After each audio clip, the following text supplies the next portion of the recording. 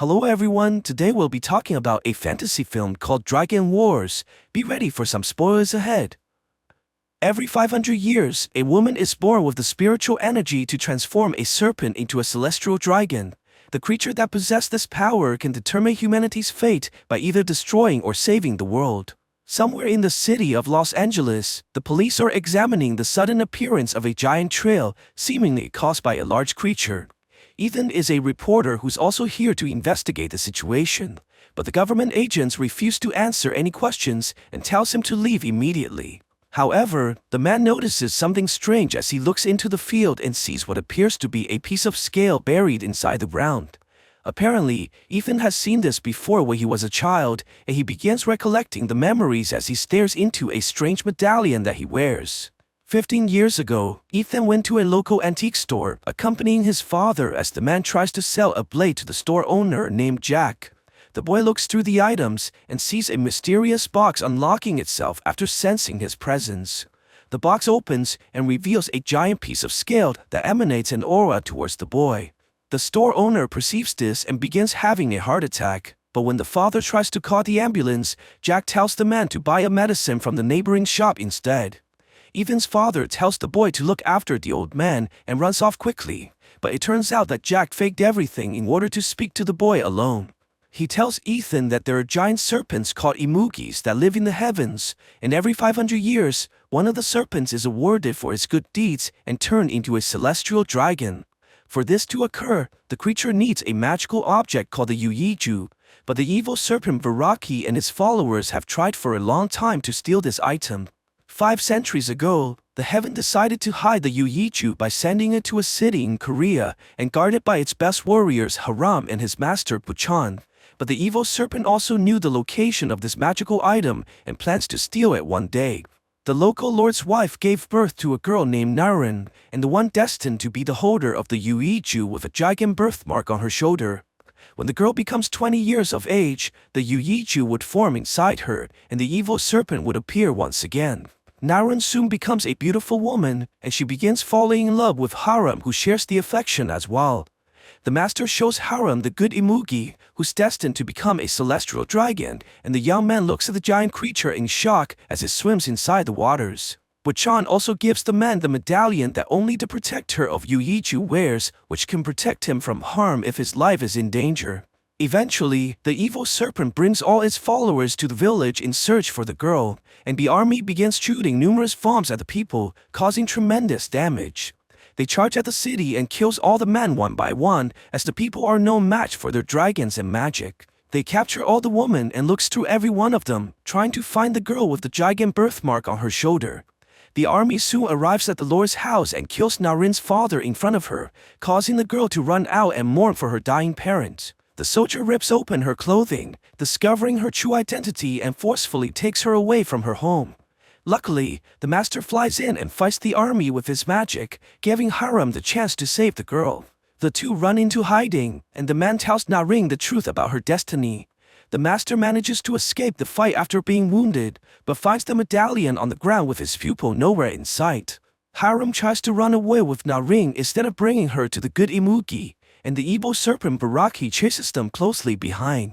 The creature corners them on a cliff, and the two decide to jump and fall into the oceans, killing themselves in the process. The store owner gives Ethan the protector's medallion and reveals that he's actually the reincarnation of Buchan, and the boy used to be Haram, the warrior that he raised. This is their second chance in fulfilling the prophecy, and the boy must find a girl named Sarah who also has the giant birthmark and bring her to the Grand Cave. After remembering the girl's name, Ethan goes to his friend Bruce and tells him to find the girl, as she's likely to be related to the giant trails. But the friend tells Ethan that they need more details, as there are probably thousands of women in the city with the same name. Meanwhile, Sarah sees the news on TV about the gigantic landmarks and suddenly becomes wary about her safety, running home even without saying goodbye to her friend. She's clearly subconsciously aware of this danger and tries her best to protect herself by looking through a book about ancient prophecies. Her friend Brandy goes to her home and is shocked to see that Sarah has put up numerous paper talismans in the house to ward off evil. The girl tries to comfort Sarah and tells her that she's only imagining the danger. But this doesn't help at all, as she can't shake the instinctual fear inside her heart. Sarah's worry turns out to be valid as the giant serpent has appeared in the city looking for the Yuichu, destroying everything on its path. The girl begins having nightmares and waking up at night. She feels an intense pain coming from her birthmark and calls the ambulance to take her to the hospital. Brandy tries to look for her friend after finding out that Sarah was hospitalized, but the nurse refuses to let her visit right now as they pass the visiting hours. With no other choice, Brandy goes to Sarah's house to pack some clothing for her friend, but suddenly feels the ground shaking from the outside. The girl runs out of the house only to see the giant serpent in front of her and screams in fear. But Rocky bites her before she can escape and tosses her into the pool, leaving her to die. The next day, Ethan receives the report that a woman was killed inside a house by what the neighbors claim to be a giant snake. He immediately heads towards the location, fearing that Sarah may have died already. When he arrives at the scene, he realizes that the girl is not the one he was looking for, and learns from the neighbor that Sarah was taken to a hospital before the attack. He rushes towards the location to find the girl, but is stopped at the front desk, who tells him that Sarah was put into quarantine for a wound on her shoulder that may cause infections.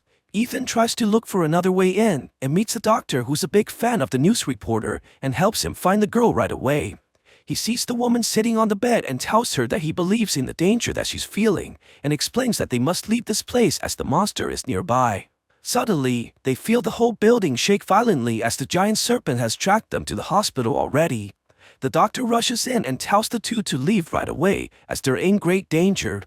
Ethan takes the girl towards the exit as the doctor slowly transforms into Jack, who was watching over them from the very beginning. They run to the car driven by Bruce, and the man hits the gas pedal right away after seeing the monster appear in the garage, chasing after them as it destroys everything in sight. They rush out of the hospital and manages to escape quickly as the creature charges out one step behind and roars in frustration towards his prey. Before they can catch their breath, Bruce hits someone with the car and stops immediately. But it turns out that the man is a servant of Baraki and plans to take Sarah back to his master. The two tries everything they can to stop the general, but their attacks are useless against the man's armor. Luckily, the man was hit by a car before the girl was taken, and the driver takes them away quickly from danger. The woman drops off the two after confirming that they're not hurt, and begins transforming back into Jack, showing that the old man continues to help them in their perilous journey. Sarah is confused about everything that's happening, and questions the visions that she keeps on seeing in her dreams, doubting her own sanity. In order to find out about the truth behind her past, Ethan suggests that they go to a psychology professor of his who specializes in extracting repressed memories. He promises to keep her safe as they share a kiss on the beach, but Ethan realizes that her destiny is to die if she's really the holder of the Yuichu. On the other side, the continuous attacks in the city has caught the government's attention, and they begin to suspect that Sarah is somehow responsible for the monster's appearance. The mission leader realizes that they may have to terminate the girl if they're not able to contain the situation, as the creature seems to be looking for her. At the same time, Baraki's general begins summoning more of the serpent's followers and monsters into the world using numerous ancient scrolls, and they prepare to take Sarah by any means necessary. The government manages to track down the location of the giant serpent and sends an army of special forces to terminate the beast. They head inside the cave of the monster and sees the enormous creature appearing in front of them. The soldiers quickly retreat in fear and begin shooting at Baraki, but their attacks are useless as they continue to run from the monster. However, the serpent's army arrives on the other side and forces the soldiers into a corner.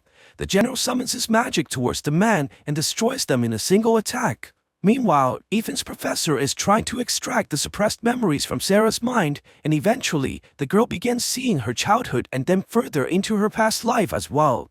Her spiritual power begins awakening as her memories return, surrounding her in glowing lights as Ethan watches in amazement. Sarah recovers from the experience, but her powers have also alerted Baraki to their location, forcing them to run immediately away from the house.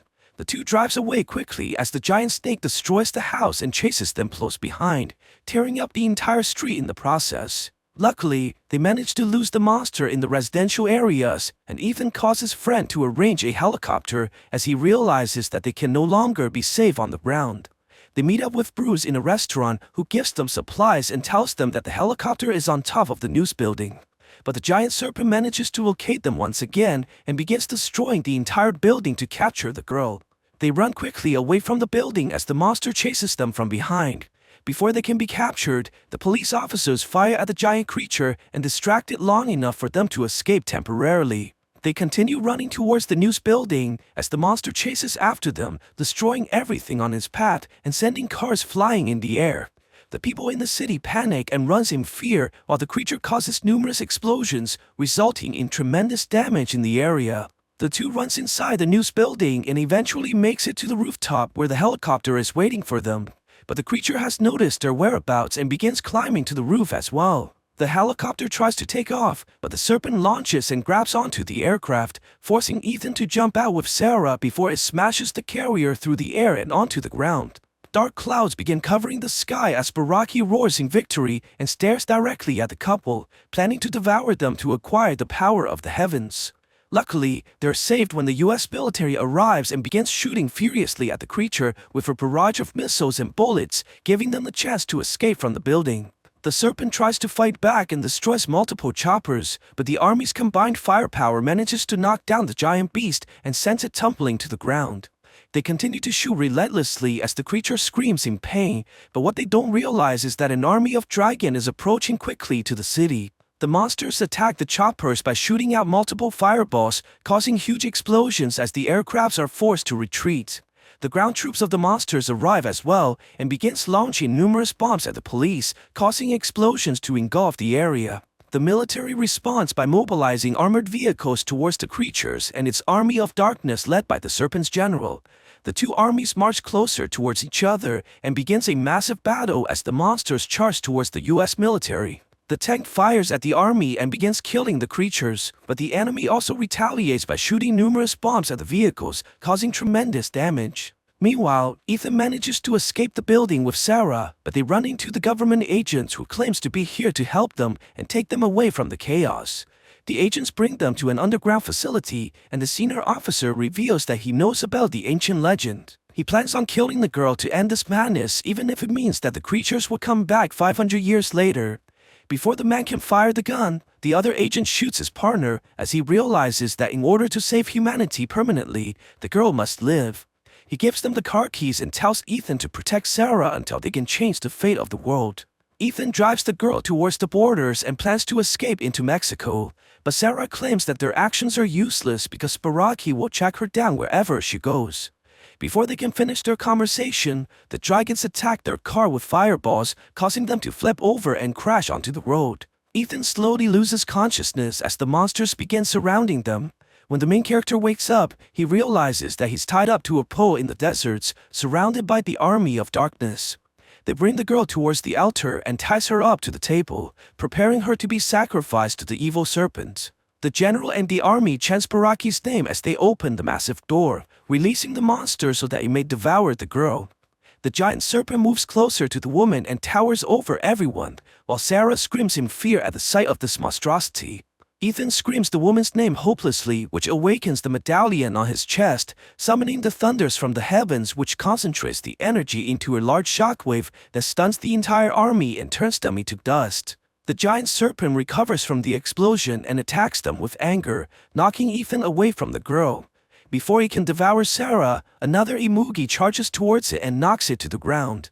It carries Baraki by its jaws and throws the monster away from the couple. The two giant monsters roar at each other, and Baraki launches towards the other imugi, biting its neck and throwing the giant serpent onto the floor. Sarah realizes that she must fulfill her destiny, as it's the only way this whole thing can end. She walks towards the serpents and summons the Yuiju from her body into the sky. Baraki tries to grab the glowing orb, but Sarah sends it the other way and the good imugi swallows the energy at this opportunity. The evil serpent sees this and begins attacking his foe, but the good imugi transforms and sheds the skin on his body, finally turning into a celestial dragon. It screams furiously and grabs Baraki, slamming the serpent onto the ground. The monster recovers and begins attacking the dragon once more, but is no match for the celestial creature as it gets thrown to the floor once again. The dragon flies towards the sky and Baraki tries to grab onto its tail, causing both of them to launch into the air. The good imugi turns around and strikes the serpent by its neck, tossing the monster downwards as it crashes into the ground. The dragon then charges a massive fireball and shoots it right inside Baraki's mouth, causing the serpent to burn from the inside and eventually turning to dust. The dragon flies back towards Ethan and spits out the Yuichu, which causes Sarah's body to evaporate into a glowing aura that fuses with the magical orb. The celestial dragon roars towards the heavens and grabs onto the Yuichu. It then launches towards the sky and slowly vanishes into the clouds as it sheds tears of sympathy for Ethan's loss. Jack appears behind the man and tells him that he did the right thing, before vanishing as well to the other world. Ethan says goodbye to his master and begins walking towards the desert into a new future that he's created for mankind. So what do you guys think about this movie? Let me know in the comments below. And if you like my video, please press like and subscribe for more. I'll see you guys next time. In the remote forests of Washington state, a young man tracks and kills a deer. Children of various ages, smeared with black soot, emerge from the forest accompanied by their father, Ben Cash, who announces, "Today the boy is dead, and in his place is a man." He then feeds the hunter the liver of the freshly killed animal. The children look proudly at their brother and then joyfully splash in the clear waters of a forest stream, washing off their camouflage. Later, they carry the animal's carcass to their home, nestled deep in the forest. Nearby, there's a greenhouse and outbuildings for storage, with a garden surrounding them. Inside, everything is tidy and organized, with each forest home resident diligently performing their tasks. Later, they gather in a clearing where, after meditation, the father teaches the children self-defense techniques. You kill her. Yeah, thank you. Let's try that.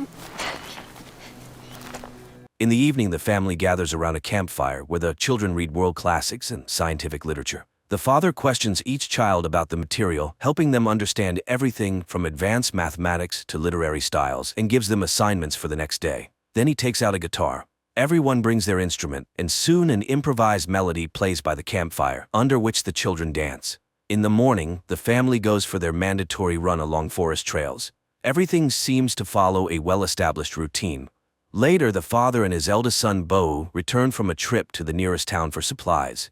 Unexpectedly, the younger children ask, "Why does Mommy have to be gone so long?" She hasn't been gone very long. It turns out their mother is in a hospital, and the father is going to find out when she can return home. In town, while Ben shops, local girls flirt with Bo. However, he doesn't know what to talk about with them, as his knowledge of political structures doesn't interest them much. So Bo goes to get the mail and finds several letters addressed to him, inviting him to the country's best universities. Meanwhile, Ben reaches his sister, who informs him that his wife Leslie has taken her own life. Returning home, he sits under a forest waterfall for a long time before coming out to the children to announce the tragic news. Last night, Mommy killed herself.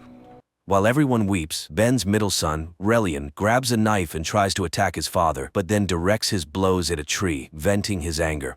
Later, Ben reads his wife's found will, amazed by it. But morning comes, and the family again runs along the forest trail and exercises in the clearing. Suddenly, Relian asks, "Dad, when's Mom's funeral?" Ben returns to town and contacts his wife's parents, who blame everything on their former son-in-law, even though they chose this life together. When Leslie got sick, her parents found and paid for the clinic, but nothing helped. I found her will.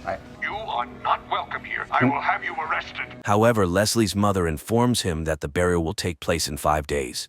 Later, the family discusses what happened. The children understand their grandparents' anger, but cannot allow their mother's will to be disregarded. However, the threat of their father being arrested and them being sent to an orphanage scares them. At night, Ben hears his wife's voice. What we're doing out here is so incredible. I love you so much. In the morning, Ben finds all 6 children ready in the yard, wanting to see their mother one last time. He strongly opposes the trip, but the children insist. Dad, give us the mission. Mission, rescue Mom! But Ben reminds them of the upcoming training. Struggling, Relian falls off the cliff and injures his arm, but the father reminds him, "No one will magically appear and save you in the end." The children persistently conquer the difficult peak as it starts to rain. Later, they rest at the base of the cliff. On the way home, the father suddenly stops the bus and admits that they cannot go to their mother's funeral because they cannot argue with her relatives. But suddenly, Ben stops his speech and turns on the music. They set off into the big world in their converted bus. Along the way, Ben gives the children a unique tour, showing them America's sights. Attention all campers. This is your captain speaking. Later, Ben orders them to search for any game for dinner. Everyone keep their eyes peeled for deer. Finding nothing suitable, the family stops for the night. In the morning, they arrive at a bank, and while Ben withdraws money, the children look around in surprise. What's wrong with everyone? Are they sick? Convincing the children that laughing at people is wrong, Ben tells them to return to the bus. Soon, a police officer stops them and asks for documents. Checking the license, he inquires, No school today. and goes to inspect the bus. The situation is saved by Bo, who starts reading religious texts and says they are homeschooled. The children sing hymns and the officer hurries away. The bus continues on, but soon they stop to hunt for food. However, the children cannot shoot at domestic animals. The bus drives on. Suddenly, the children start crying, remembering their mother. The girls speak to each other in Esperanto, which angers their father. No Esperanto. I'm not joking. The children start communicating in world languages. Soon, Ben has to stop at a cafe, but the menu confuses her. Cola. Poison water. Realizing there is no proper food here, Ben orders the children to leave. He goes to a supermarket and fills the cart with groceries. Suddenly, he grabs his chest and falls to the floor. While concerned shoppers try to help him, the children steal the groceries. Ben regains consciousness and leaves the store.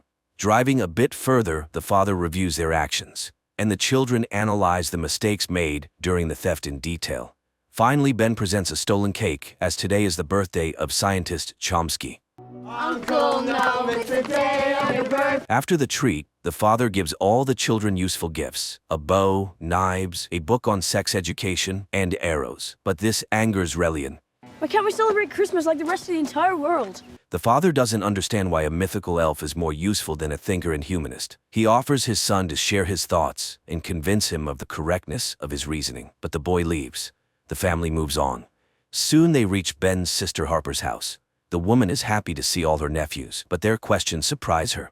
How did you kill those chickens? With an axe or a knife? She tries to find answers and is again astonished that Ben honestly and thoroughly explains even very delicate matters to the children. Harper's husband tries to offer condolences, but Ben calmly reminds him that he couldn't stand his wife.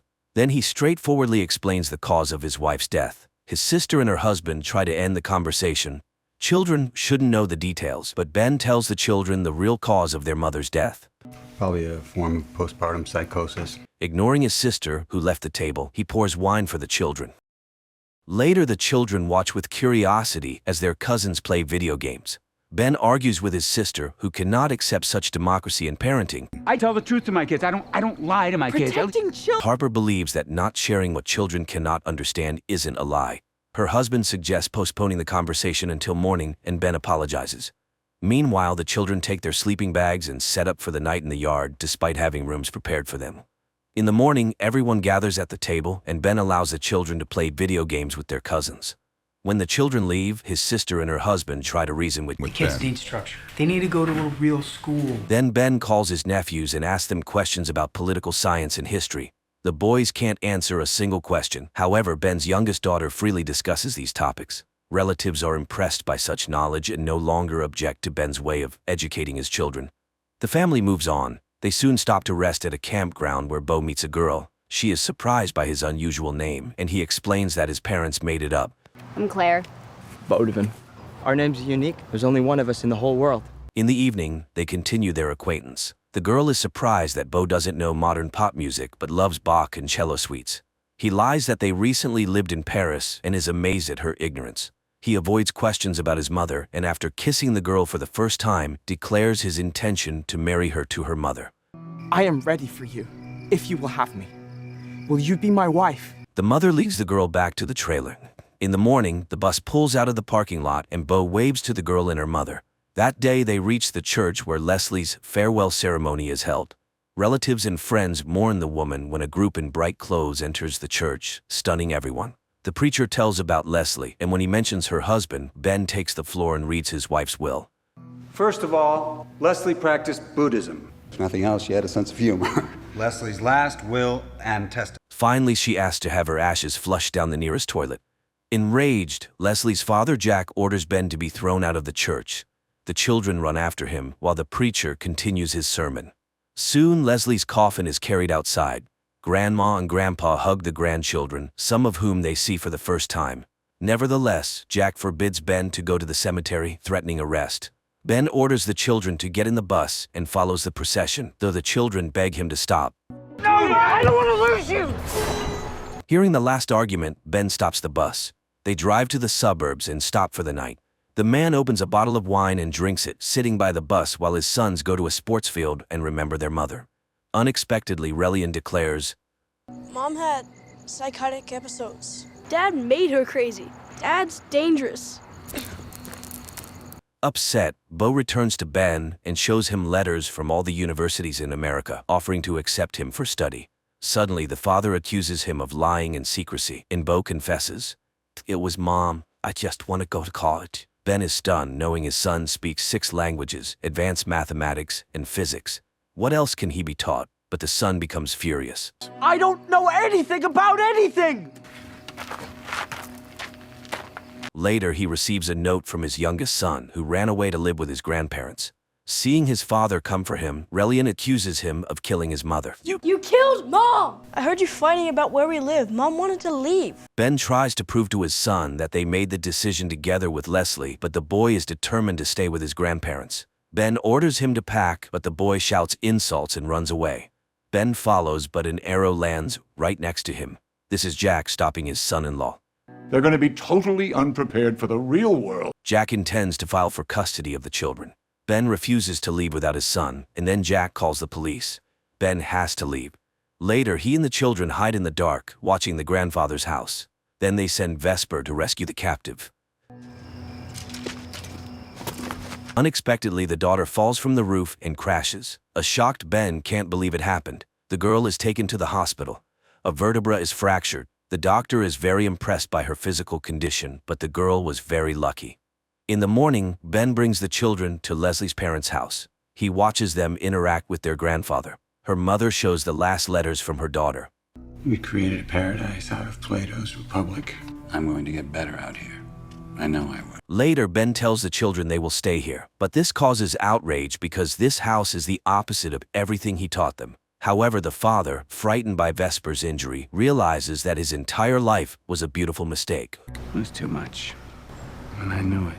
I'll ruin your lives. Ben unloads the children's belongings from the bus and says goodbye to Jack. He promises to arrange the children's lives in the best way. The man drives away. Sitting behind the wheel, he cries, looking at the empty cabin. Reaching a gas station restroom, he shaves off his long-standing beard. At night, he stops by the roadside, lights a campfire, and suddenly hears a voice. Shaved your face. And his children emerge from the bus, having hidden in the luggage compartment. The children want to save their mother and complete the mission, and the father gives in. The family goes to the cemetery and digs up Leslie's coffin, restoring the grave so no one notices the theft.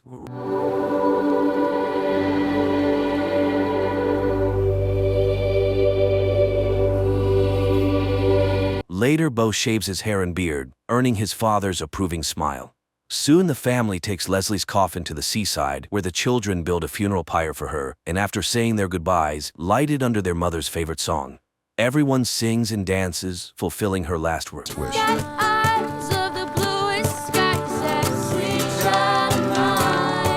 Sometime later, they go to the airport to see off Bo, who is flying to Namibia for volunteer work, and also flush their mother's ashes down the toilet according to her will.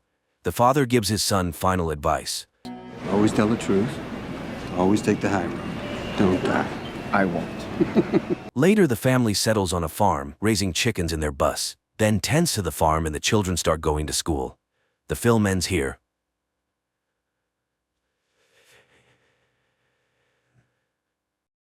Japan 2023. People board a train and head to work. Everyone is busy with their own things, scrolling through Instagram feeds, making acquaintances on social networks, and discussing plans for the evening, unaware that in just a few minutes, their lives will change forever. Suddenly, the train's speed increases, and strange things start happening. A bottle cap rolling on the floor of the carriage suddenly disappears. Passengers begin receiving alerts about powerful earthquakes on their phones. Then the train enters a gloomy tunnel and comes to a sudden halt.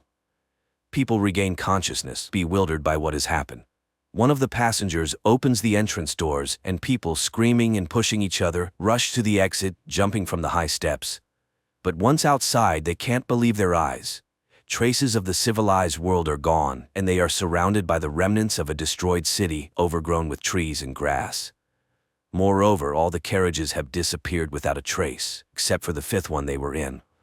As time passes, the passengers begin to get acquainted. One of the guys, Shirahama, a firefighter, examines the injured and suggests checking the tunnel behind the carriage. He is joined by a girl named Katana and a guy named Hayashima, who also wants to understand what happened. Meanwhile, the police in the city cannot figure out where the last two carriages have gone, while the rest of the train, along with the passengers, remains undamaged. The three volunteers enter the tunnel and walk through the dark underworld for a long time. Suddenly, they notice a light ahead and hurry towards it, but when they emerge outside, they are astonished.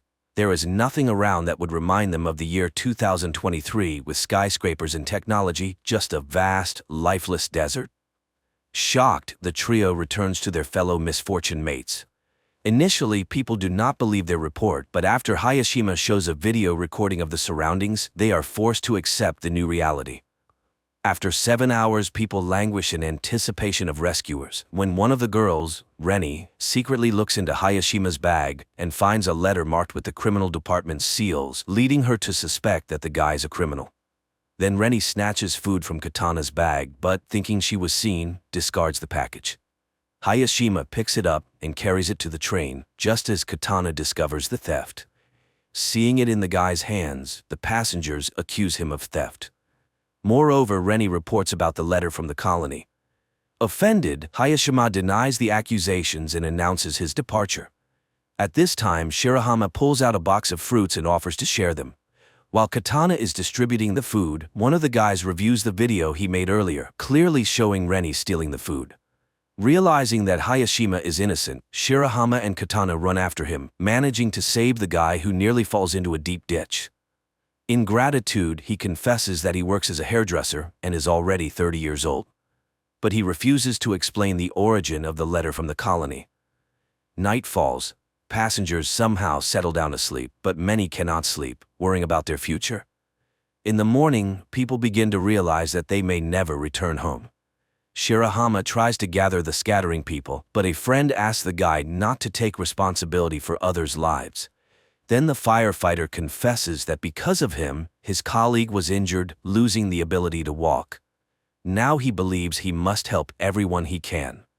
Together, they catch up with those who left and persuade them to return to the carriage to solve problems collectively. Seeing this, Hayashima remembers his brother who was in prison, and the letter in his bag was from him.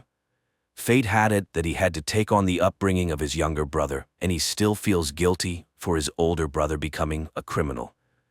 Meanwhile, a couple of passengers explore the surrounding area and find the ruins of a high tower. This is particularly strange because the news reported its construction, which was supposed to be completed in 2026. And one of the passengers found a can in the forest dated that year. A biologist among them encountered a plant whose genetic modification takes 30 years. It turns out that they are in the distant future of Earth, and it's far from a joyful discovery. At the same time in 2023, all channels are broadcasting messages about the disappearance of two carriages, which had at least 100 passengers. Night approaches and many fall into despair, while Katana and Shirahama place plastic containers on the roof of the carriage, hoping for rain. In the morning, the biologist draws the others' attention to the dense greenery, which means there must be a body of water nearby. A group of youth sets out to explore the forest. Along the way, Hayashima confesses that his parents are criminals, and then the guy spots a frog. This means water is very close, but ahead are impassable cliffs, which can only be climbed with the help of ropes. The group returns to the train and cutting wires heads back to the cliffs. Shirahama climbs to the top and joyfully shouts upon seeing a waterfall, but looking around he is horrified. Instead of Mount Fuji, a sea stretches out before him. Returning, he tells the others about this, and people start to speculate what happened to their planet. At night, everyone goes to sleep, but the eldest passenger, Tanaka, goes outside and sees an unfamiliar person. But when he tells about it, no one believes him. Then it starts to rain, helping people to collect water and even bathe. Meanwhile, the biologist continues to study the surrounding fauna, finds several edible plants, and shows them to the others. And still, Katana manages to eat a poisonous berry, but fortunately, her poisoning is not fatal. The news that the girl has recovered has a sobering effect on the passengers. They finally realize that sitting still, they won't survive. People get to work and even make utensils from bamboo. Bank cards turn out to be decent knives. The group of youths brings water from the waterfall, and they prepare a soup from plants.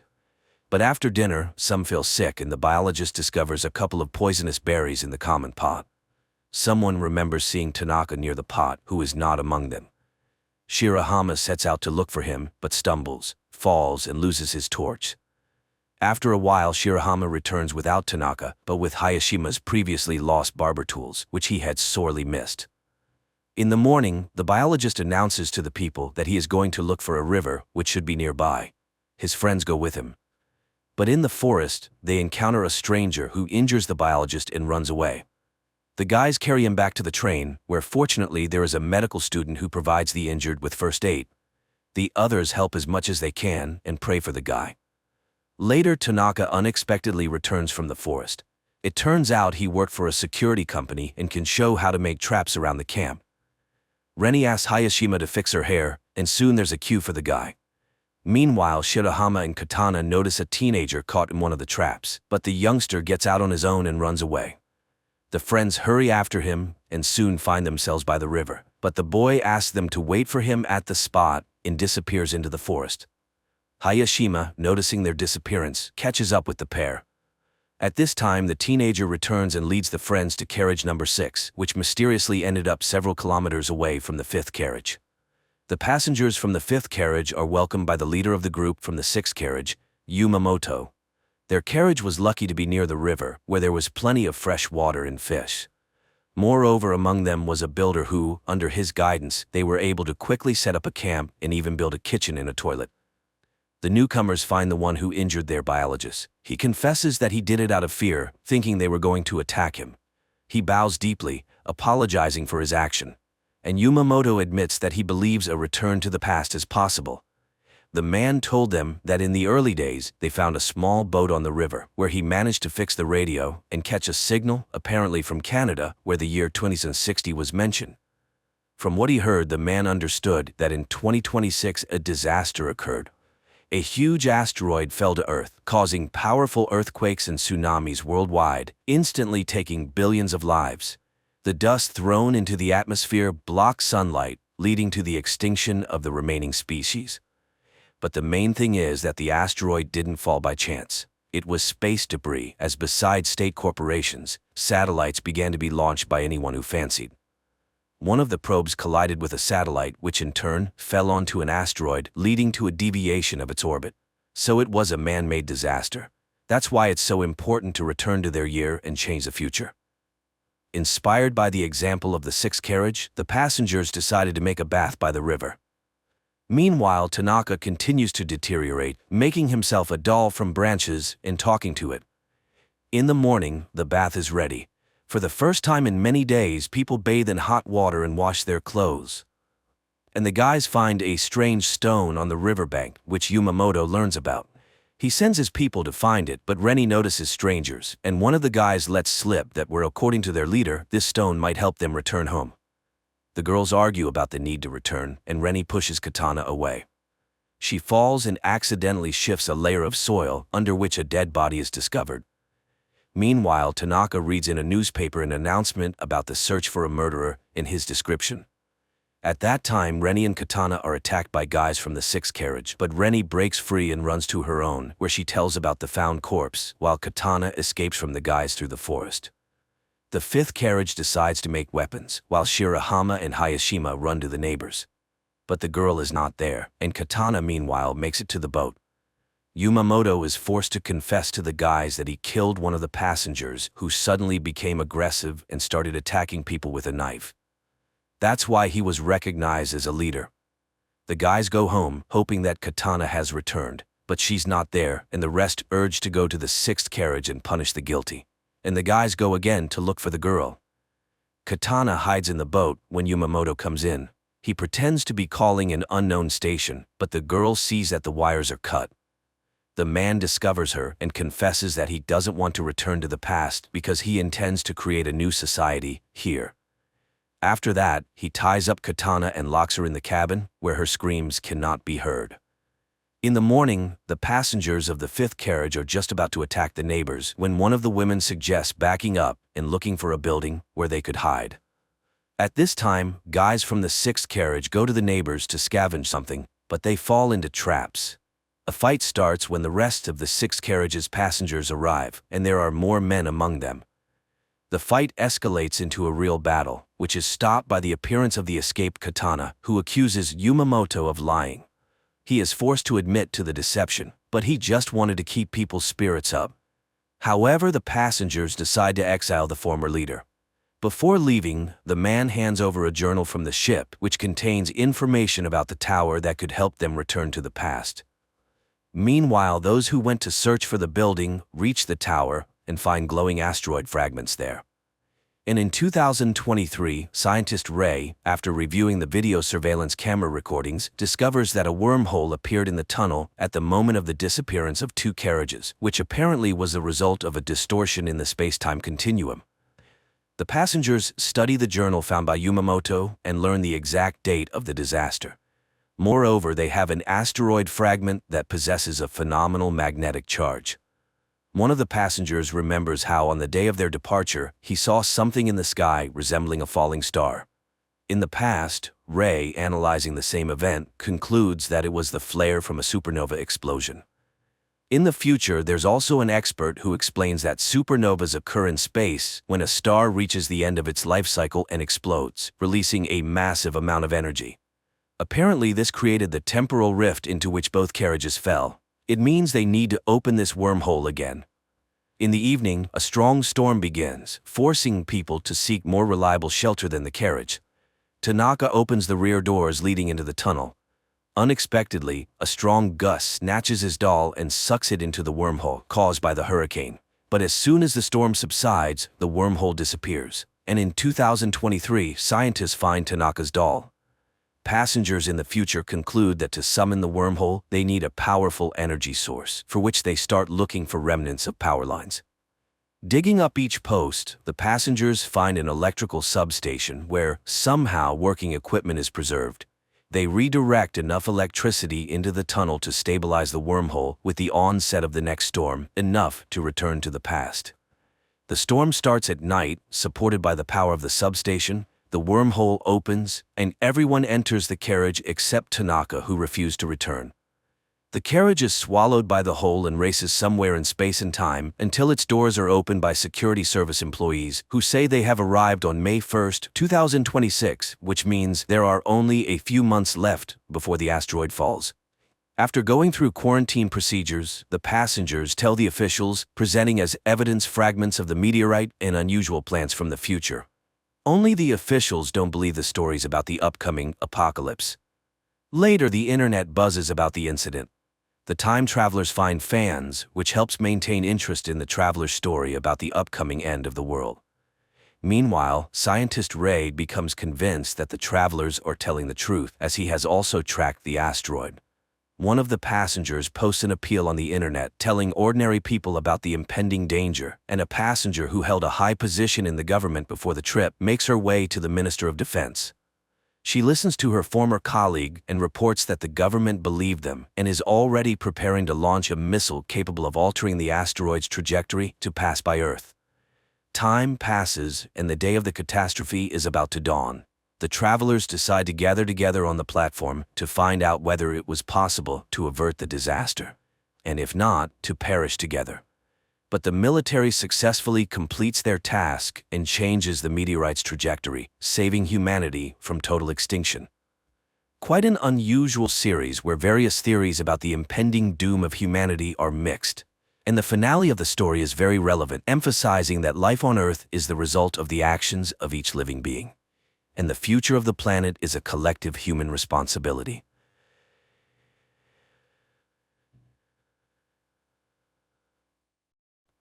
The man opens his eyes in the middle of a lake with a red drone flying overhead.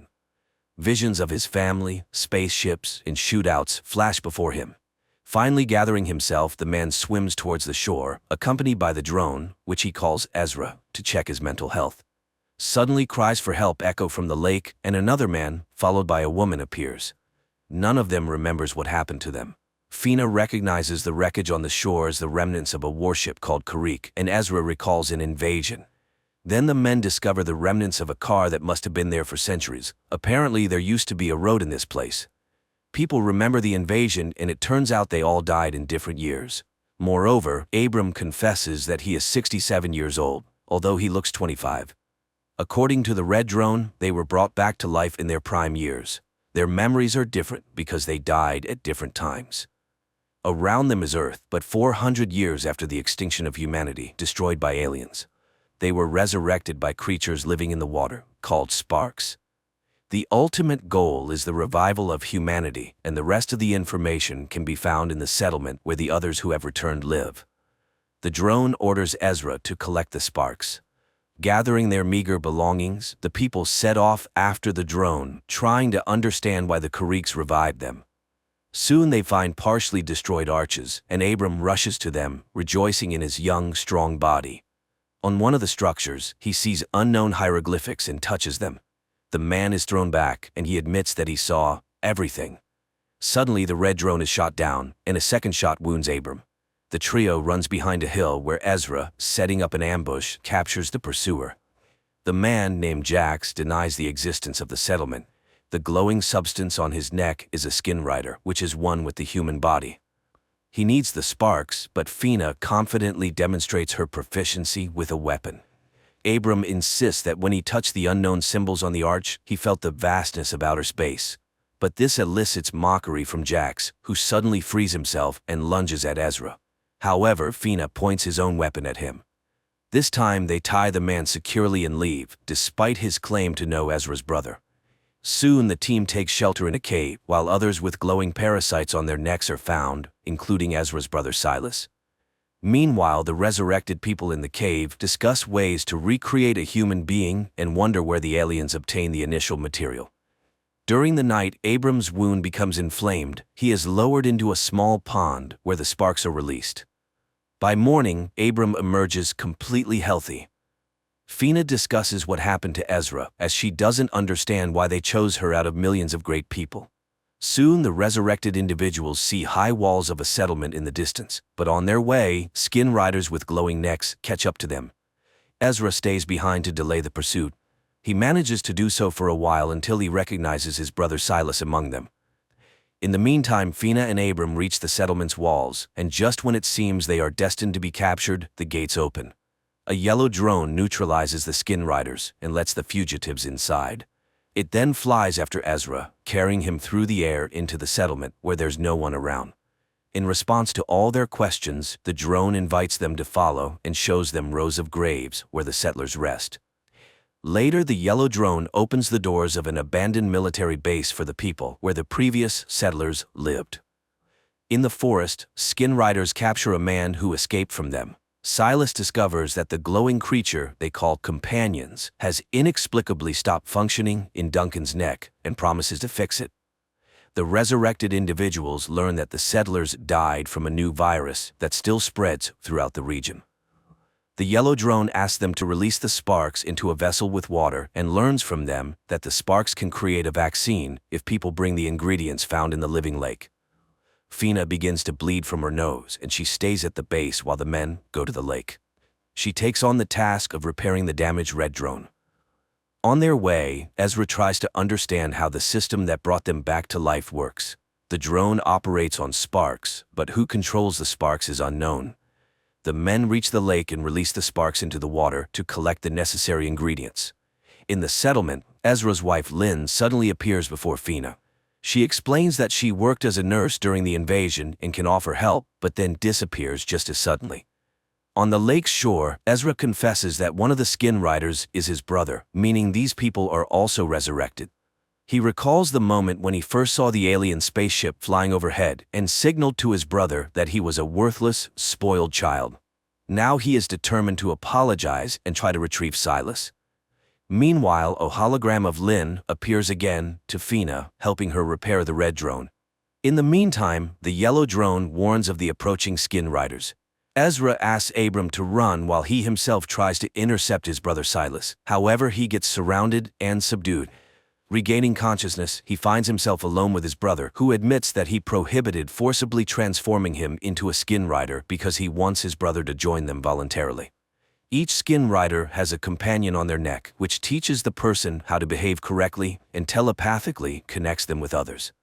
Thanks to the companion, Silas is now the leader and mentor for the others, whereas in the previous world, he was nobody. Then Silas suddenly falls asleep, signaling Ezra to leave. Ezra meets Abram in the forest, to whom he explains his intention to save his brother. The men return to the lake, where the Sparks have created 3 vaccine capsules for them. After consuming their doses, they bring the third one to Fina, whose condition worsens. Lynn asks the red drone to replace her image with someone dear to the girl, and Duncan appears next to Fina. Fina regains consciousness after her friends administer the vaccine.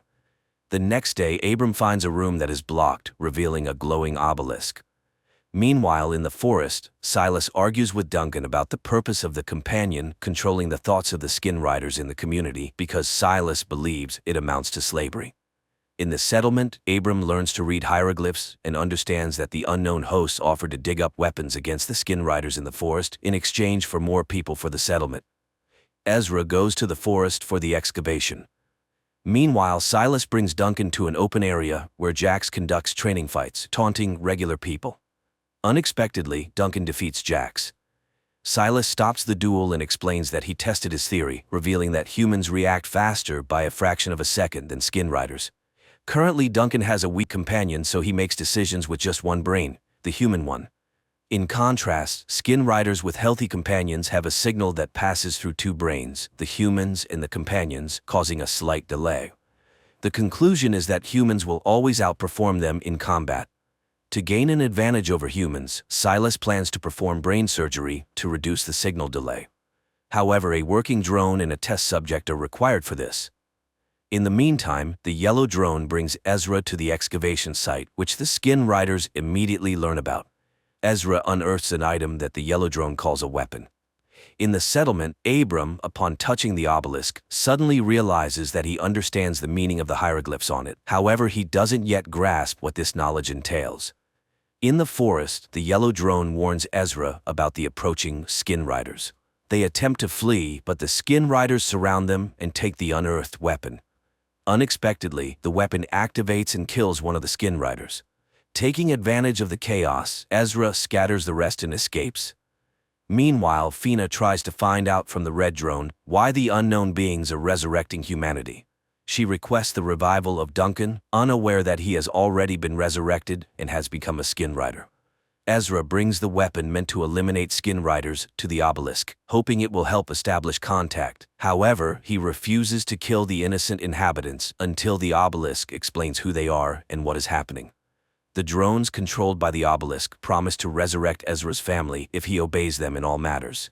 Ezra has no choice but to comply. Later that night, Fina goes to the obelisk, where she finds Ezra, who, like her, hopes for the return of loved ones. They notice that the weapon unearthed in the forest has opened. The obelisk issues new symbols, instructing Fina to go to the lake to receive new people. However, skin riders spot her on the way. As for Abram, the drone tells him about the structure of the glowing companion on the necks of the skin riders, which is tightly connected to the human brain through a crystalline structure. The weapon found in the forest destroys these crystals, eliminating the parasite. When a skin rider dies, its memory is preserved on the crystal, which is passed down to its ancestor. This is what needs to be found and destroyed. Fina sees Lynn emerging from the lake and helps her get ashore. When Jax appears on the shore, the red drone neutralizes him. The girls attempt to escape but are captured by Duncan, who seizes the red drone and fails to recognize Fina, his beloved from the past. The girls try to flee, but Lynn injures her leg and orders Fina to go to the settlement and fetch her husband. Lynn, on the other hand, falls into the hands of the skin riders, who return her to the lake. There, Jax shows how the sparks work, healing her injured leg. But suddenly a stone hits Jax's head, and an unknown little wild girl takes Lynn to her forest dwelling, providing her with shoes and food. However, it turns out the girl cannot speak. During this time, Fina reaches the base and informs Ezra about the resurrection of his wife, Lynn. Despite the yellow drone's warning that when skin riders take someone, it's forever, Ezra is determined to rescue her. Jax finds the little wild girl's home, but she has already taken Lynn away. They hide in the forest. At the same time, Ezra contemplates how to disable the force field since the obelisk prevents him from doing so, leaving him unable to leave the gates. Fina admits that she saw Duncan, who is also with the skin riders now, and he didn't recognize her. She fears the same will happen to Lynn. Meanwhile, in the forest, Jax tracks the runaways and explains that even the Sparks make mistakes, resulting in flawed individuals. He is ready to destroy the little girl, but Lynn persuades him not to do it. At the same time, Silas extracts the crystal companion from the deceased skin rider's neck and instructs one of the women to take it to the ancestor. Then, they bring Lynn to him. As for Abram, while communicating with the obelisk, he suddenly surmises that he had lived in this settlement before, which is confirmed by a notebook he found with his own handwriting. Later, Fina speculates that they all have lived here before. The yellow drone confirms this fact and leads Abram to a graveyard where he shows everyone who is buried there, including Ezra's grave. It turns out that he had also been resurrected and lived in the settlement at one point. Then the yellow drone guides Abram to the next grave where he finds himself and encourages him to start a new life honorably. Fina demands that the man bind himself. He agrees but suddenly snatches a weapon from Fina and stuns the skin rider standing behind her. At the same time in the bunker, Abram is trying to find out from Yellow where the progenitor is located. However, she does not know, but Jax knows, and he heads to the bottomless lake, dives into it, and emerges in a cave. Meanwhile, Silas is trying to convince Ezra that life in his community is much better than in the bunker. Fina begins to trust Duncan and agrees with his plan. And in the camp, Lynn's escape is discovered. Duncan immediately receives a message about this from other skin riders and agrees with Fina's plan to send them on a false trail to enter the camp and save Ezra. The pursuit heads in another direction. Silas demonstrates to his brother the capabilities that a companion gives to the human body. He dips his hand into a vessel with sparks and explains that they cannot kill a companion as it goes against their principles. So if Ezra wants to kill the companion, he will have to kill the person. Fina and Duncan infiltrate the camp and seize the skin rider's weapons, and Jax reaches the ancestors' dwelling place. He asks them to explain how the drone works, and several human figures come out to him. Fina and Duncan find Lynn. The girl explains that after being infected by the parasite, she immediately plunged her hand into the sparks and it seems to have helped. Duncan asks the women to leave while he finds Ezra. The ancestors show Jax how the drone works. And in the bunker, Yellow confesses to Abram that not a human lies in one of the graves. Silas proves to Ezra that the obelisk is no better than a companion, as it also subjugates people. He lets slip that all of them, including his brother's wife and daughter, once lived in the settlement. Their conversation is interrupted by Duncan, who, under threat of arms, takes Ezra and leads the group to the settlement by a shortcut. But the protective barrier detecting a companion in Duncan does not let him pass, unlike Lynn. Then Fina ties his hands. But at that moment, the pursuit led by Silas bursts onto the clearing.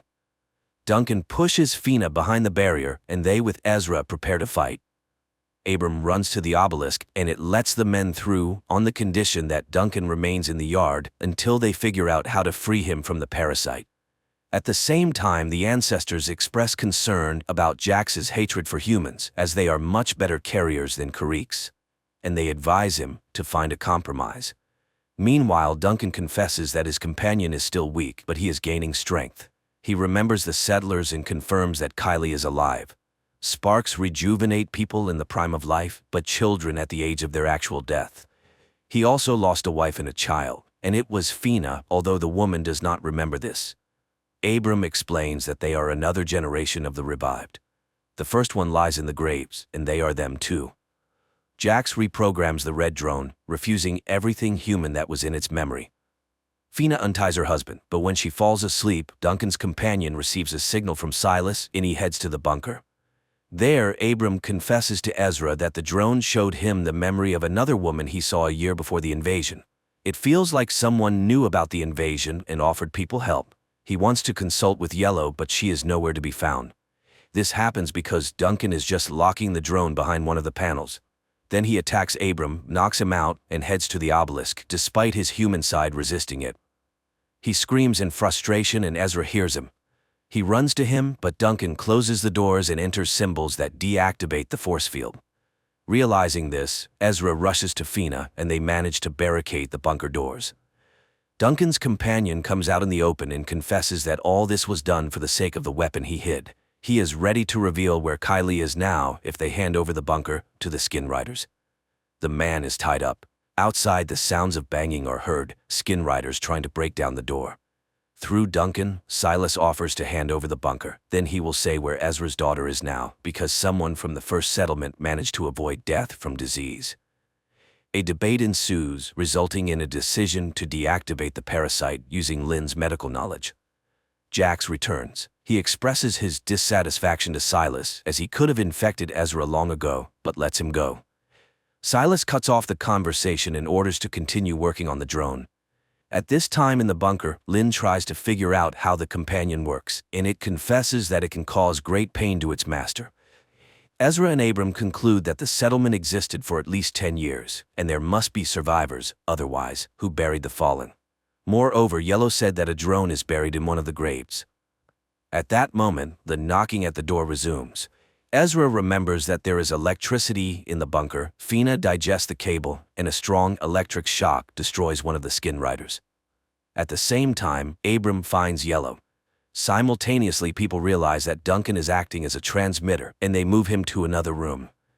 As they part, Ezra asks to tell his brother that he loves and believes in him. This message puzzles Silas.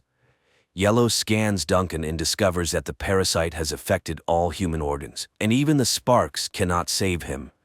Abram tries to get answers from the obelisk. Moreover, Yellow said that Duncan was given access codes, but by whom?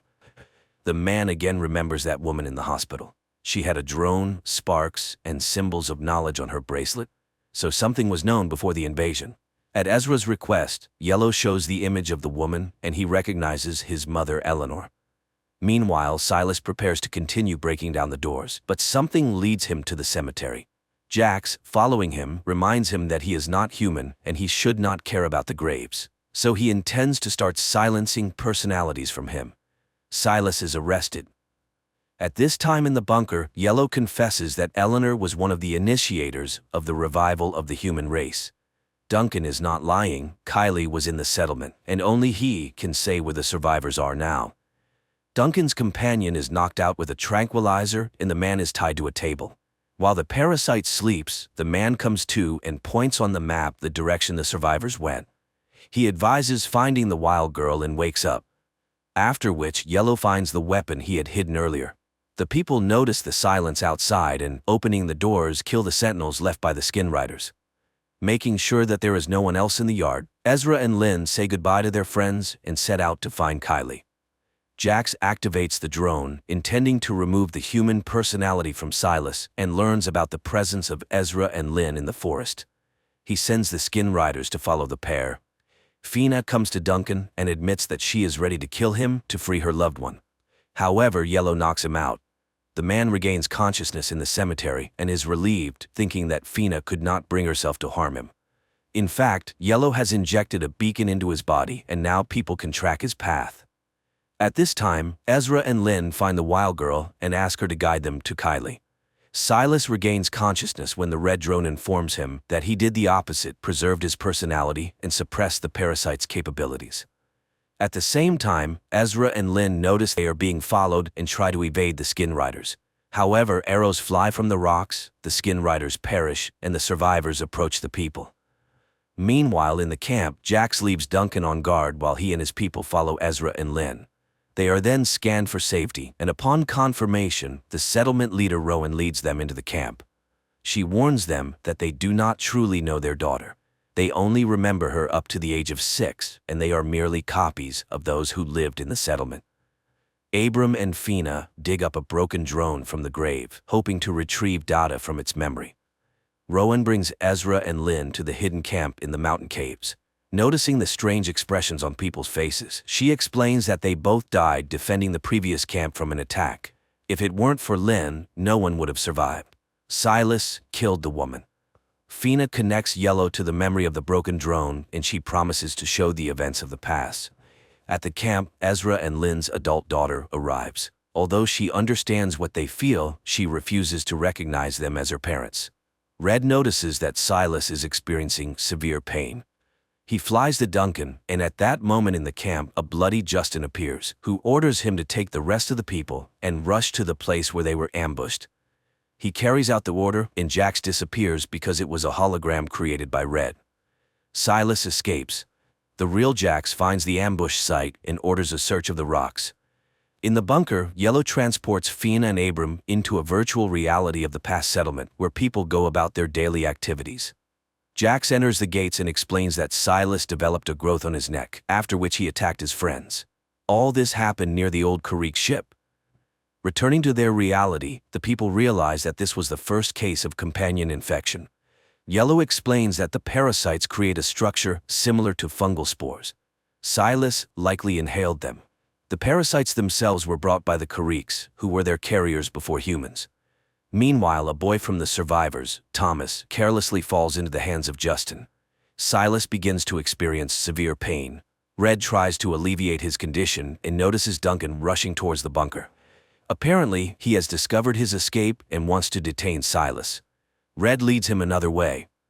At the same time, Thomas learns that he has been infected with the parasite. At the camp, his absence is noticed.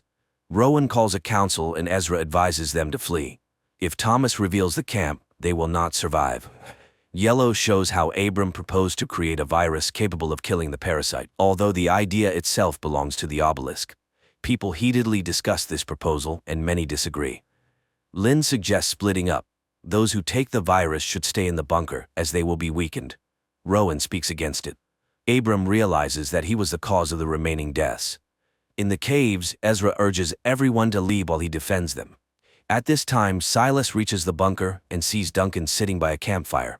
He lures him into the workshop and locks him in there. Abram is overwhelmed with guilt, runs to the obelisk, and voices his accusations. Suddenly, it creates the image of a second Abram, who says that on the other side of the obelisk are creators who sincerely believed they were saving the settlement. The virus just turned out to be slower than the parasite cells. The second Abram disappears as voices of Ezra and Lynn come from behind the doors. Fina opens the doors, and friends push Silas inside. They immediately disappear as they were holograms created by Red. Silas asks to be heard. The drone supports this request and reports that they cannot destroy the ancestor without Silas. At this point, the boy loses consciousness, and they bring him inside. Ezra, Lynn, and the young archers set up an ambush, but Thomas appears, shoots at them, and wounds Kylie's fiancé, Nico. Ezra kills the boy, and upon examining, finds a parasite. Lifting his arrow, he realizes there is something on its tip. At that moment, Jax appears with his people and calls them to battle. Red puts Silas into a coma. Meanwhile, Lynn and Kylie bring the injured Nico inside. Justin orders his man to watch the backup entrance to the cave. Lynn starts treating Nico, but the worst part is that the arrow tip might have a parasite larva.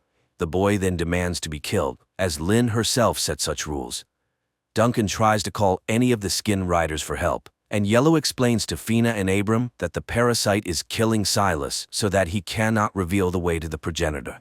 Then Red admits that he can link the minds of Abram and Silas, which might help reveal the secret. At this time, Kylie decides to help her father patrol. The girl recalls the past and calls Jax his best friend, which greatly surprises Ezra. And his urge to kill arises because the parasites are very afraid that the human inside might take over if he remembers his attachments.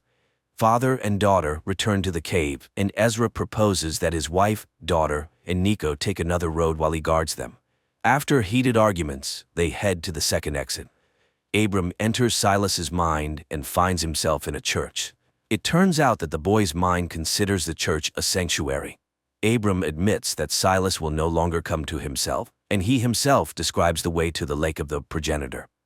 The parasites are interconnected precisely through it. It is the source of their energy, strength, and knowledge.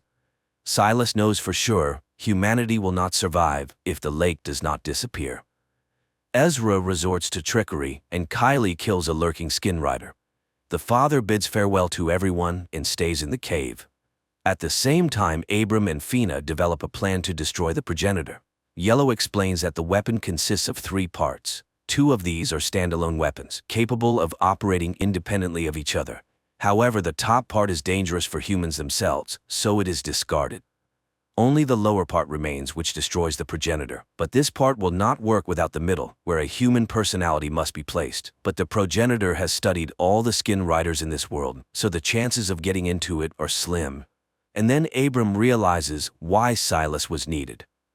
Later, Fina reflects on her promise to Duncan to kill him and free him from the parasite. Then, Yellow admits that her husband is in the workshop in the yard. The woman arms herself and heads to the yard, but just as she is ready to open the door to the workshop, a skin rider enters the yard and releases Duncan. Fina tries to stop the men, but Duncan reminds her that she cannot kill him and leaves. At this time, Abram comes to Silas again and explains that they need his help. Jax decides to attack, realizing that Ezra is the only defender of the camp. He orders his men to engage him while he himself follows the trail of Lynn, Kylie, and Nico. Nico is losing strength, and Lynn decides to make a stretcher, although the boy asks to just leave him. And Ezra sets up an ambush, and one by one eliminates the skin riders, then follows the trail of his wife. Nico transforms and grabs Lynn by the throat. He is ready to kill the woman, but Kylie interferes. The boy's companion admits that the girl is very dear to him, but he cannot indulge the carrier's weaknesses, and when Nico raises his sword, Kylie shoots him. Ezra catches up with them, not knowing that Jax is monitoring their reunion, but he receives a message about Silas's betrayal, and Jax leaves. Silas asks Abram to wait for his death, take his crystal, and insert it into the weapon. Then he will be in the middle part and can help. Abram does not fully understand how it works, but thanks Silas. They say goodbye. Abram comes to his senses when Silas dies, and Jax catches up with Duncan and his men by the lake. After a dispute, he orders everyone to stay in ambush, and he and Duncan will dive to the progenitor. Meanwhile, Lynn and Ezra bury Nico and console their daughter. Simultaneously, Fina and Abram bury Silas. Later, the groups meet, unaware that a black drone is watching them, which takes off above the earth and heads for a spacecraft. Abram tells Ezra everything that happened with his brother and the plan to destroy the progenitor, but he does not want to endanger his family. Yellow vaccinates Kylie, explaining that the vaccine was made by Sparks.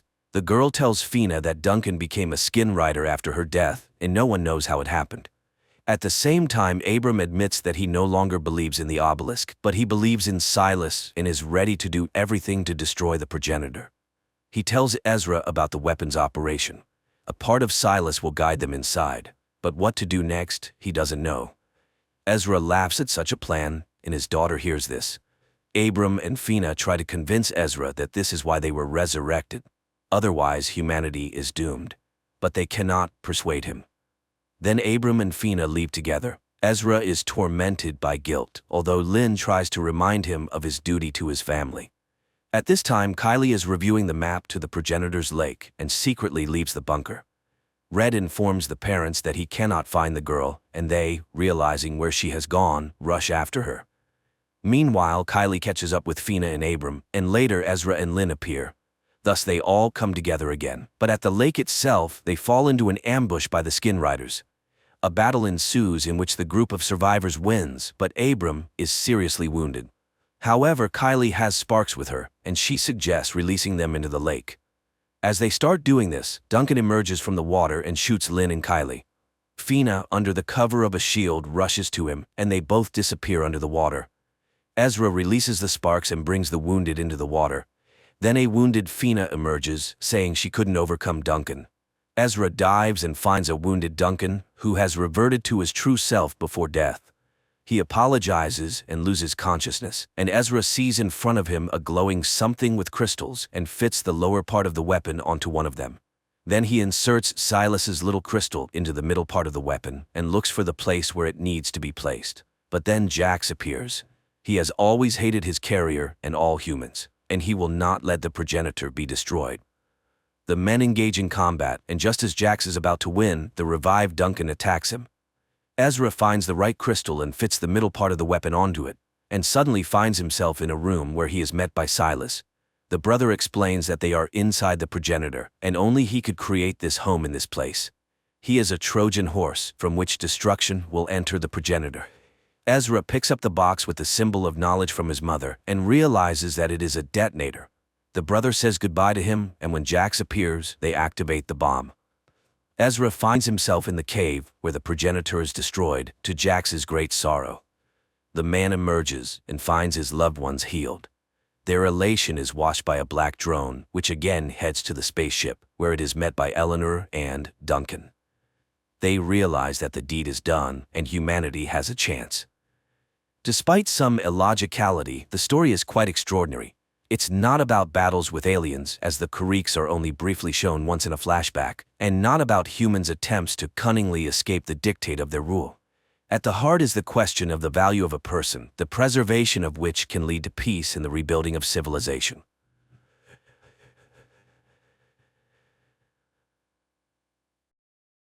After a fight with her fiancé, Michelle packs her things and leaves, placing her engagement ring and the apartment keys on the table.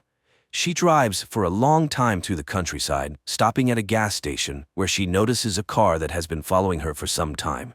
Late at night, her fiancé calls, trying to convince Michelle to return, but she doesn't want to talk and turns on the radio. She hears a news report about widespread power outages. Distracted, she gets into an accident. The car flips over several times, crashing onto the roadside, and Michelle loses consciousness. Sometime later, she wakes up in a concrete room. An IV is connected to her arm, and her leg is bandaged and restrained with metal chains. Her belongings are piled in the corner of the room. Using the IV stand, Michelle reaches her phone, but there's no signal. Then she hears footsteps, and the door opens, revealing a large man who places a tray of food in front of her. She begs him to let her go, promising she won't tell anyone, but the man tells her that he's not letting her die, and after leaving the key to her shackles, he walks out. Michelle frees herself, gets dressed, and sharpens the end of a crutch, preparing to fight for her freedom, but the man is gone, so she sets a piece of clothing on fire and pushes it into the ventilation duct. The fire alarm goes off, and when the man runs in, he injects her with something, causing her to pass out. When she regains consciousness, Michelle sees the man sitting by her bed. He tells her that she's actually very lucky to be there. She must eat and take her medication because humans have been attacked, though it's still unclear what kind of attack it is. They are now in a bunker beneath his farm. He saw her crash and couldn't leave her to die. Michelle insists on calling the police, but the man explains that the outside world is contaminated. It will take at least a year for the air to be breathable again, and that's only if it was a simple attack. If it were something like Martians, humanity might be doomed. Michelle asks to contact her family, but the man assures her that everyone left on the surface is dead. As Michelle tries to process what she's heard, there's a loud noise from the next room. The man leaves, leaving the door open, and shouts at someone, then returns and angrily reminds her that she should be grateful to him for saving her life. Before he leaves, he introduces himself as Howard. The next morning, Michelle is awakened by a sound coming from the surface and sees the door open. She walks out and wakes a young man sleeping in the hallway.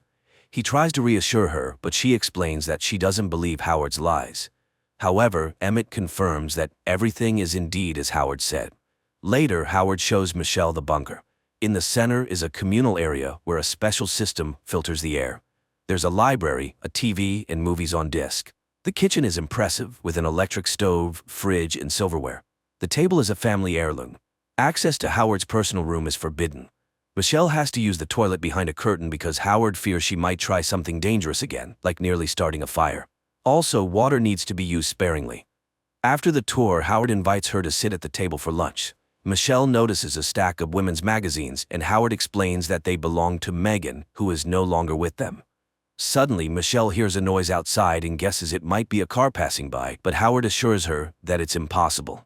He's tired of explaining that no one is left above, even though people thought he was crazy when he started building the bunker. He offers Michelle a chance to see for herself, leading her to a staircase. At the top, Michelle sees a door with a small window. The outside world looks unchanged at first glance, but in the pen in front of the house lie dead pigs with deep sores. Howard explains that those were his pigs, which he couldn't save. Then Michelle recognizes his car as the one that had been following her the night of the accident. Howard points out that these doors are always locked and shows her the key. Later, Michelle and Emmett discuss the situation. Emmett reveals that Howard had served in the Navy. Afterward, he bought the farm and hired Emmett to help with the chores. Howard is obsessed with conspiracy theories, which is why he built the bunker. Emmett wasn't kidnapped. He ran to Howard's bunker hoping to take shelter because he saw Howard pouring all his money into its construction. Michelle reminds Emmett that it was Howard who caused the accident and brought her here, so everything he says about an attack is a lie, but Emmett insists she's wrong. He saw the attack himself, a flash, an explosion, and the horizon turned red. He's glad he made it to the bunker before Howard locked the door. Michelle tries to refute Howard's claims, unaware that he's been standing in the doorway, listening to their conversation. Howard invites them to dinner, remarking that the two seem to have gotten along well. During dinner, Emmett talks about his unfulfilled dreams and then notices a Monopoly game, suggesting they pass the time playing it. Howard gets annoyed by the chatter, and Michelle flirts with Emmett, provoking Howard's outburst of anger. He yells at her, demanding respect because he saved her life. While Howard is scolding them, Michelle manages to steal the keys from his belt. Howard notices her strange behavior and realizes the keys are missing, but before he can react, a noise from above distracts him and Michelle hits him over the head with a bottle, running for the bunker exit. Emmett shouts after her to stop, but Michelle reaches the door and slips into the airlock just before Howard can catch up. Michelle sees a car approaching the farm. She screams, trying to get the driver's attention, but a woman suffering from a severe skin infection runs to the window, desperately begging to be let into the bunker. Howard forbids Michelle from helping the woman, saying it's too late to save her. Realizing that some sort of attack has indeed happened, Michelle returns to the bunker. Later, Howard admits that he caused Michelle's accident, but it was this accident that saved her life. Howard lends her some of Megan's clothes and sends her to shower since she was near the door. He reveals that he recognized the infected woman as his former neighbor. Since most people knew about his bunker, others may come here too. Howard demands that Michelle stitch up the wound she caused and starts telling funny stories from his time in the Navy. Michelle begins stitching up Howard's wound as he continues to share stories, praising her for her efforts. Later, he brings a box containing her belongings from the car and asks her about her life. Michelle admits that she had dreamed of becoming a fashion designer. Howard in turn shares that his daughter Megan had wanted to be an artist. He shows Michelle a picture of Megan, a young girl, and laments that after his divorce, Megan's mother turned her against him and took her to Chicago. Howard expresses frustration that people don't care about their safety, but at least he tried to protect them. Later, Emmett comforts Michelle, telling her she couldn't have saved the woman outside even if they had let her in, she would have died anyway. They reminisce about their past lives. Emmett, who had been awarded a scholarship to a polytechnic school, admits he got scared and never left for it. Michelle, meanwhile, reveals how her father used to beat her, leaving her terrified of confrontation throughout her life. Emmett reminds her that, despite everything, they're the lucky ones. They survived. Over the next few days, the three of them begin to coexist somewhat peacefully. They play games, prepare meals together, and make small attempts to adjust to their new lives. One day, a loud noise echoes from above. Howard suggests that, if it's the military, it's not Earth's military. The flashes they saw earlier were just the first phase. Now, the second phase, clearing out the territories, has begun, likely by alien forces. Suddenly, the air filtration system fails. Howard asks Michelle to climb through the ventilation shaft to restart the system, as she's the only one small enough to fit. She agrees and begins crawling through the ducts. Eventually, she reaches the filtration unit and manages to restart it. But while she's there, she spots something disturbing. A message etched into the glass that reads, "Help," along with a bloody earring lying beneath a ladder. The earring looks exactly like the one Megan was wearing in the photo Howard showed her. Shaken, Michelle tells Emmett about her discovery, suspecting that Howard might have done something to Megan. Upon closer inspection, Emmett recognizes the girl in the photo, not as Megan, but as Brittany, a classmate of his sister who went missing years ago. A second photograph falls from the book, showing Howard and Brittany dressed in the same clothes that Michelle now wears, standing together in the bunker. Realizing the danger they're in, Michelle and Emmett decide to plan an escape. They quietly start gathering materials. Michelle cuts a makeshift biohazard suit from a shower curtain, and Emmett constructs a homemade gas mask. Their plan is to take Howard's gun, tie him up, and then one of them will go for help. One evening, while playing a game of charades, they almost give themselves away when Howard starts suspecting that something is off. A few days later, Howard calls them into a room and shows them a barrel of hydrochloric acid, which he claims is for waste disposal. He then accuses them of plotting against him, revealing the tools they had hidden for their escape. Furious, Howard dissolves the tools in the acid as Michelle and Emmett look on, horrified. Trying to protect Michelle, Emmett takes the blame for the attempted escape, admitting that he used the tools to try and make a weapon. Howard, seemingly accepting Emmett's apology, coldly shoots and kills him. Shocked and heartbroken, Michelle watches as Howard calmly reassures her, promising that no one will ever harm her again. He begins taking care of her, offering her ice cream and talking about how they'll create a happy life together in the bunker. Determined to escape, Michelle rushes to finish her biohazard suit while mourning Emmett. But one night, Howard discovers the suit hidden among her belongings. Michelle manages to slip past him, but Howard catches up, scolding her for her ingratitude. In a desperate move, Michelle knocks over the barrel of acid onto Howard, causing a fire to break out in the bunker. She grabs her biohazard suit as the severely injured Howard tries to attack her, but she traps him under a heavy shelf and makes her way to the exit. By now, the bunker is engulfed in flames. With the fire spreading, Michelle crawls through the ventilation shaft, dodging Howard's attempts to stab her through the vent grates. She reaches the air filtration room and quickly dons her biohazard suit. Using a can of nitrogen, she freezes and breaks the lock on the outer door, finally escaping the bunker. Outside, Michelle heads toward a car, but tears her suit in the process. Panicking, she seals the rip with duct tape she finds in the vehicle. Just as she's about to relax, she notices a flock of birds flying freely overhead. Realizing that the air isn't toxic, Michelle removes her gas mask, but before she can celebrate, she spots an alien spaceship hovering in the distance, behaving almost like a living creature. As Michelle watches in horror, the bunker explodes behind her, drawing the attention of the alien ship. She frantically searches for the car keys, but can't find them. She runs to the car of the woman who had tried to get into the bunker earlier, but the car alarm goes off, alerting the alien. Terrified, Michelle hides in a nearby shed, where she finds the corpse of the infected woman. Searching the body, Michelle locates the car keys just as the alien creature begins investigating the shed, trying to force its way through the animal door. Taking advantage of the alien's distraction, Michelle sprints toward Howard's house, but as she reaches it, the alien ship flies overhead, releasing a poisonous gas. Michelle quickly puts on her gas mask and survives the chemical attack. She hides in the car, but the alien begins probing the vehicle, testing its defenses. When it becomes clear that the car is too difficult to breach, the alien ship lifts the vehicle into the air. Inside the car, Michelle finds a bottle of flammable liquid and a lighter. She quickly makes a Molotov cocktail and throws it into the alien ship's mouth-like opening. The resulting explosion destroys the alien, and the car crashes to the ground.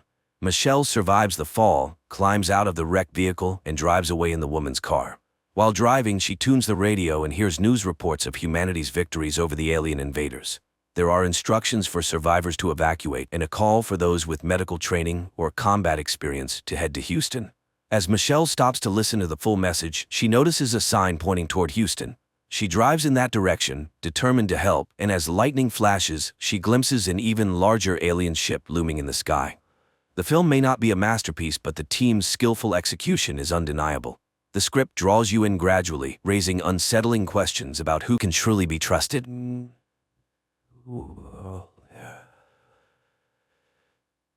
the future, a time comes when women are offered a unique opportunity to conceive and give birth to a child using mobile artificial wombs in the form of eggs. Don't say a bob, say a baby.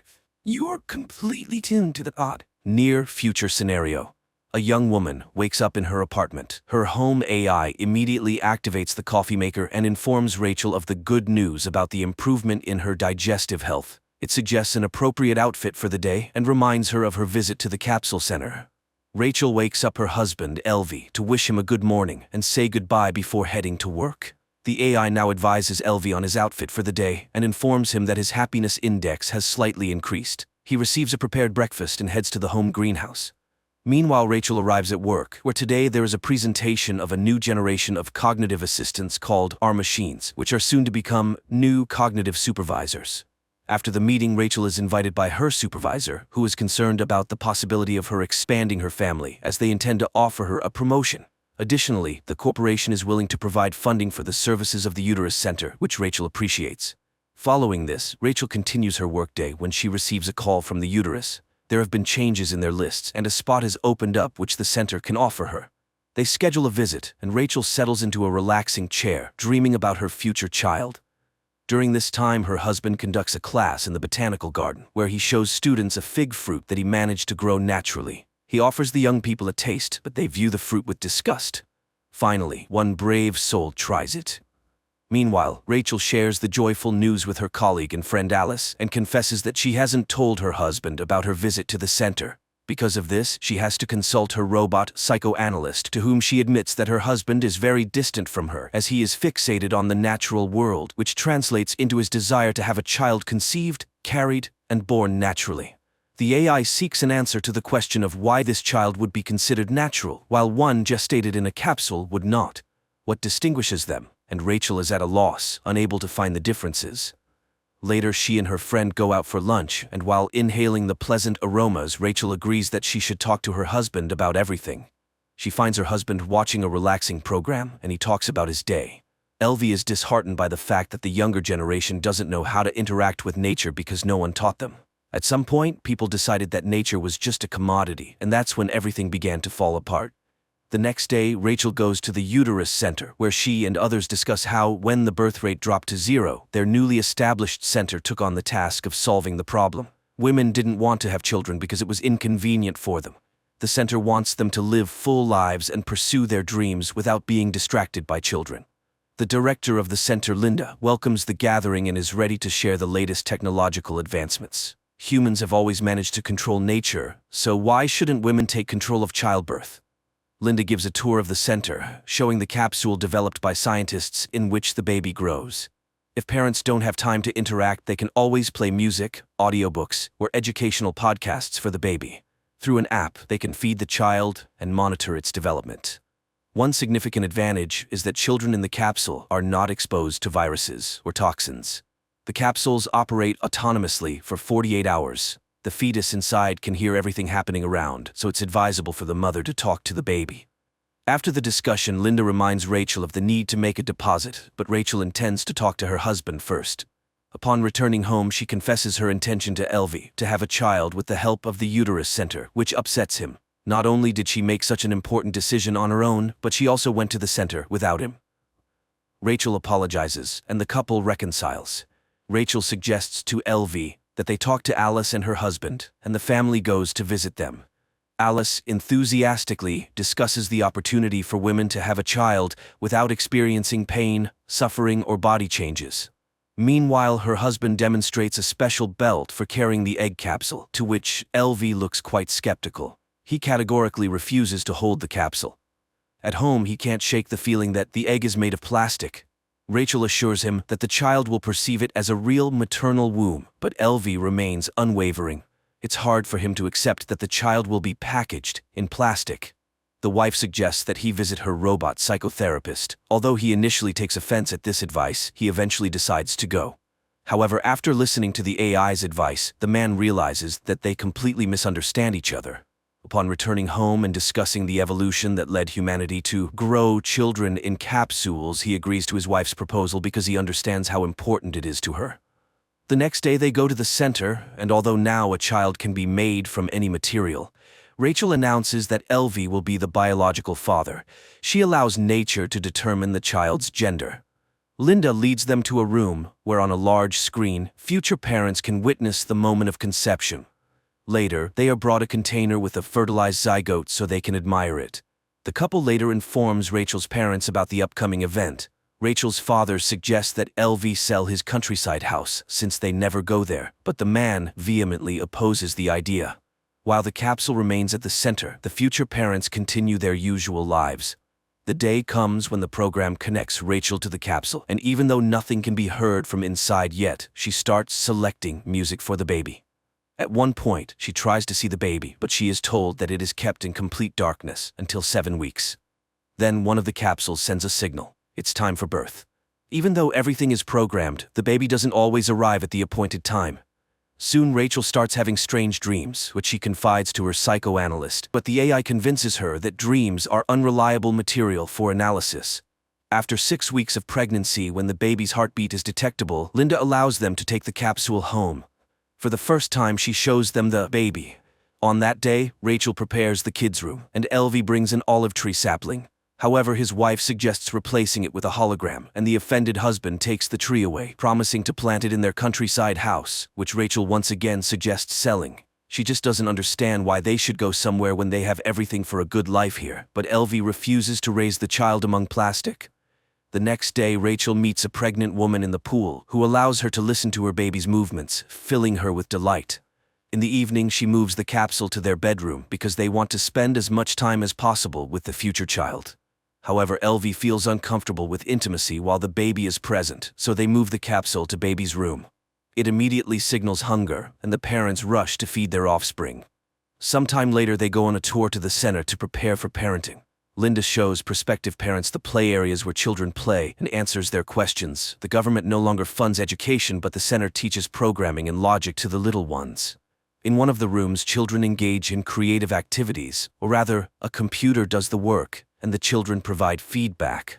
One of the parents asked about the dreams the children have, but Linda reassures him.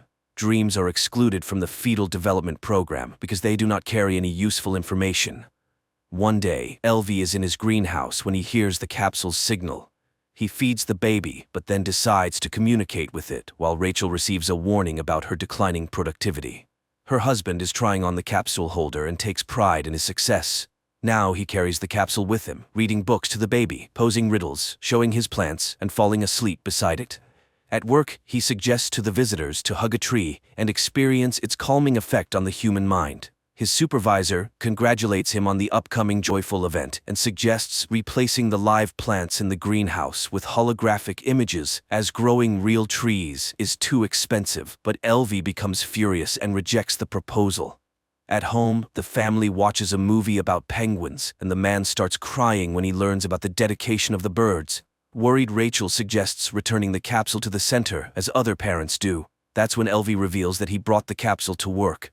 Rachel shares this with her colleagues. She is concerned about her husband's close interaction with the egg. However, the women encourage her to be happy about it. After all, the father is immediately bonding with the future child. Rachel continues to have strange dreams, and her pregnant friend reassures her that it's normal for expectant mothers. One day, Rachel dreams of herself with a baby bump, and she enjoys it. The woman also begins to devote all her attention to the capsule, especially after LV's mother sent them an old book about the benefits of parental closeness. But this starts to worry Rachel, and the couple goes to a psychoanalyst. Finding a balance is challenging because everything revolves around the child. Rachel is jealous of LV because he spends more time with the baby than she does. After all, she is the mother and should feel the baby. After listening to their argument, the AI asks for permission to connect to the capsule because it cannot take sides. The next day, Rachel takes the capsule to work. However, she behaves distractedly, giving the baby too much attention. Alice suggests placing the egg in a specially designated area where other future mothers' capsules are stored because Rachel is becoming a distracting mother. Alice's capsule is kept at the center because it's more convenient for her. In the evening, Rachel, taking the capsule, hurries to the center for a parenting seminar, after which Linda suggests leaving the baby in the incubation area. The family reluctantly complies with the demand. The house becomes empty, and both the husband and wife miss their capsule. One day, Rachel dreams of a seaside where she walks with the baby in her arms. She wakes up in tears and moves LV's little tree to the kids' room, surprising her husband. Meanwhile, at work, her boss is not entirely satisfied with her productivity, but Rachel assures her that everything is fine. Later, Linda informs them that the delivery day will be next Wednesday, as deliveries now occur on the 39th week. They can't afford babies being born earlier or later, as the capsules are in high demand.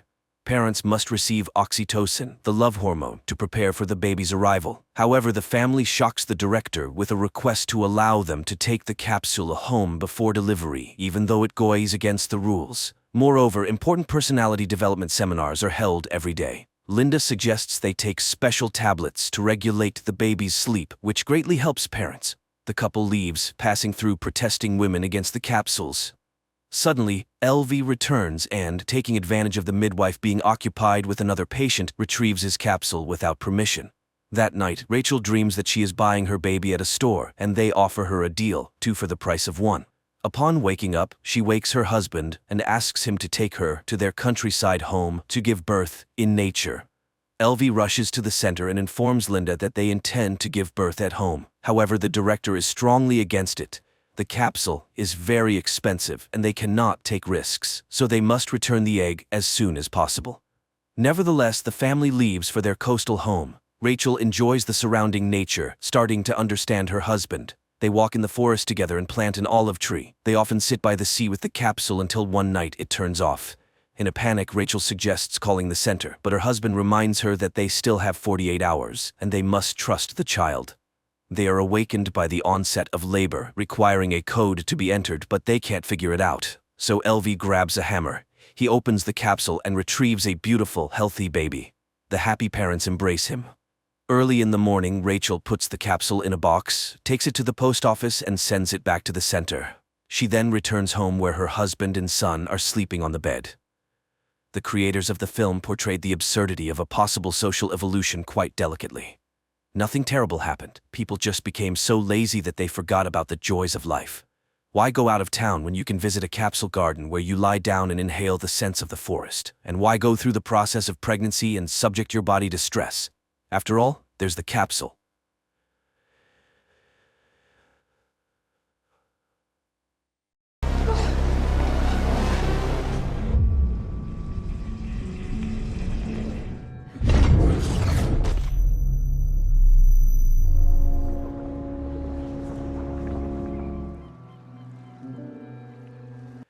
Physics professor Jason Desson's morning begins as usual. An alarm clock rings, he checks his high school son Charlie's homework, and makes coffee for his beloved wife Daniela. The woman is in a hurry and grateful for the attention. However, she is adamantly against letting Charlie drive. Despite this, Jason trusts the boy with the car, and they nearly have an accident. The father calms his son and suggests he confess his feelings to a girl he likes. Meanwhile, Jason receives a call from his friend, Ryan, who is eager to share some good news. He has received a very prestigious scientific award and invites Jason to celebrate that evening. Later, Jason heads to the university, where he tries to explain the essence of Schrödinger's thought experiment to his students. He draws a cat locked in a box on the board.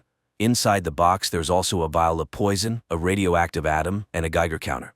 If the atom does not decay, the cat survives. But if it does, the Geiger counter will detect radiation, the vial will break, and the cat will die.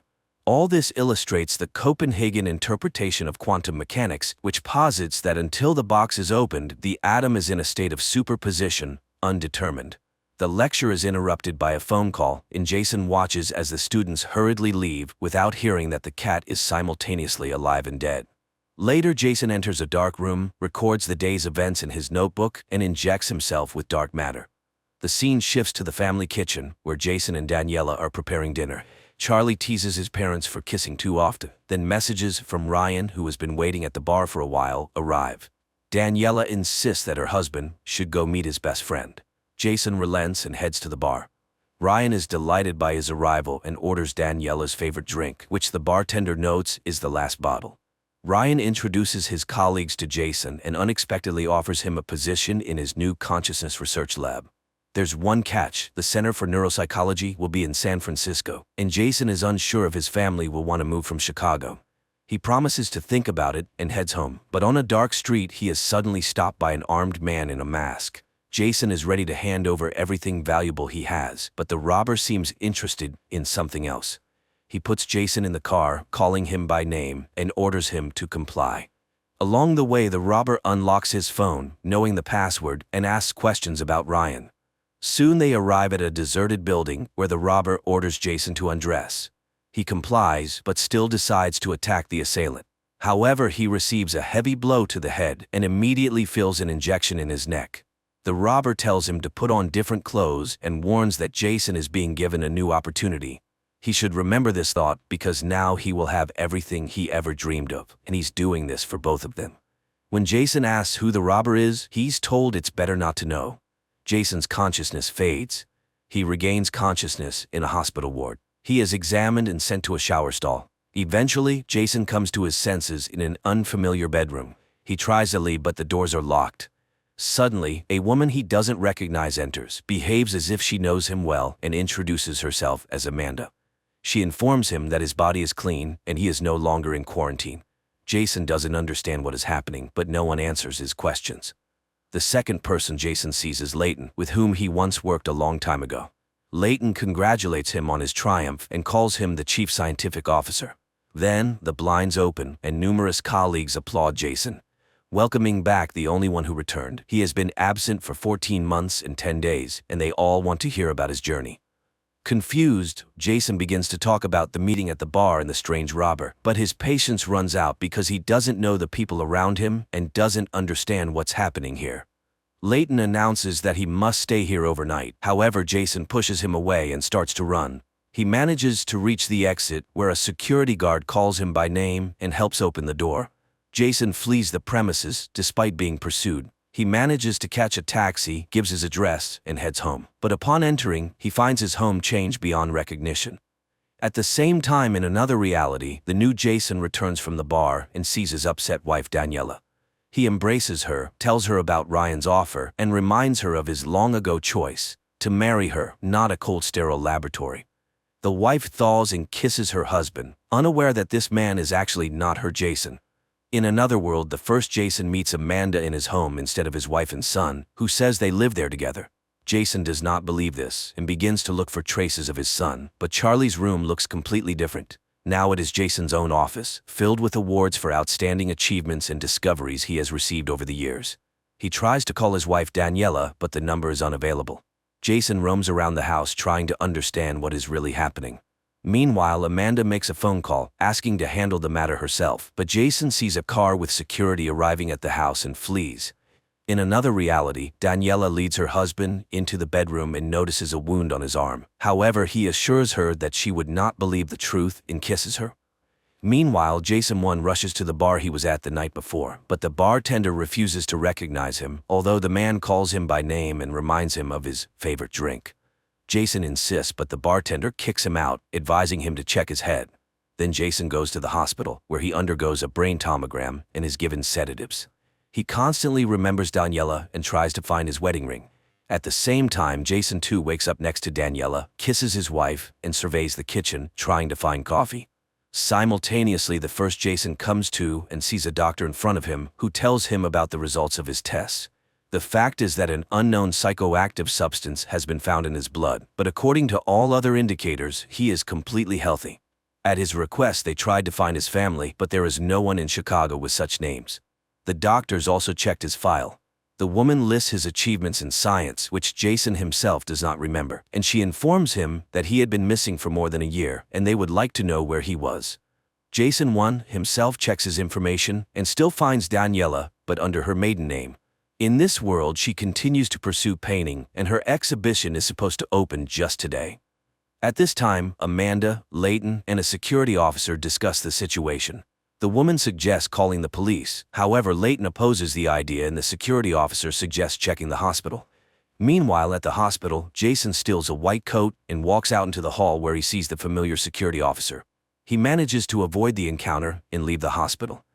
Jason 2 arrives at the university and, apologizing for his tardiness, continues the lecture. Jason 1 arrives at the exhibition hall.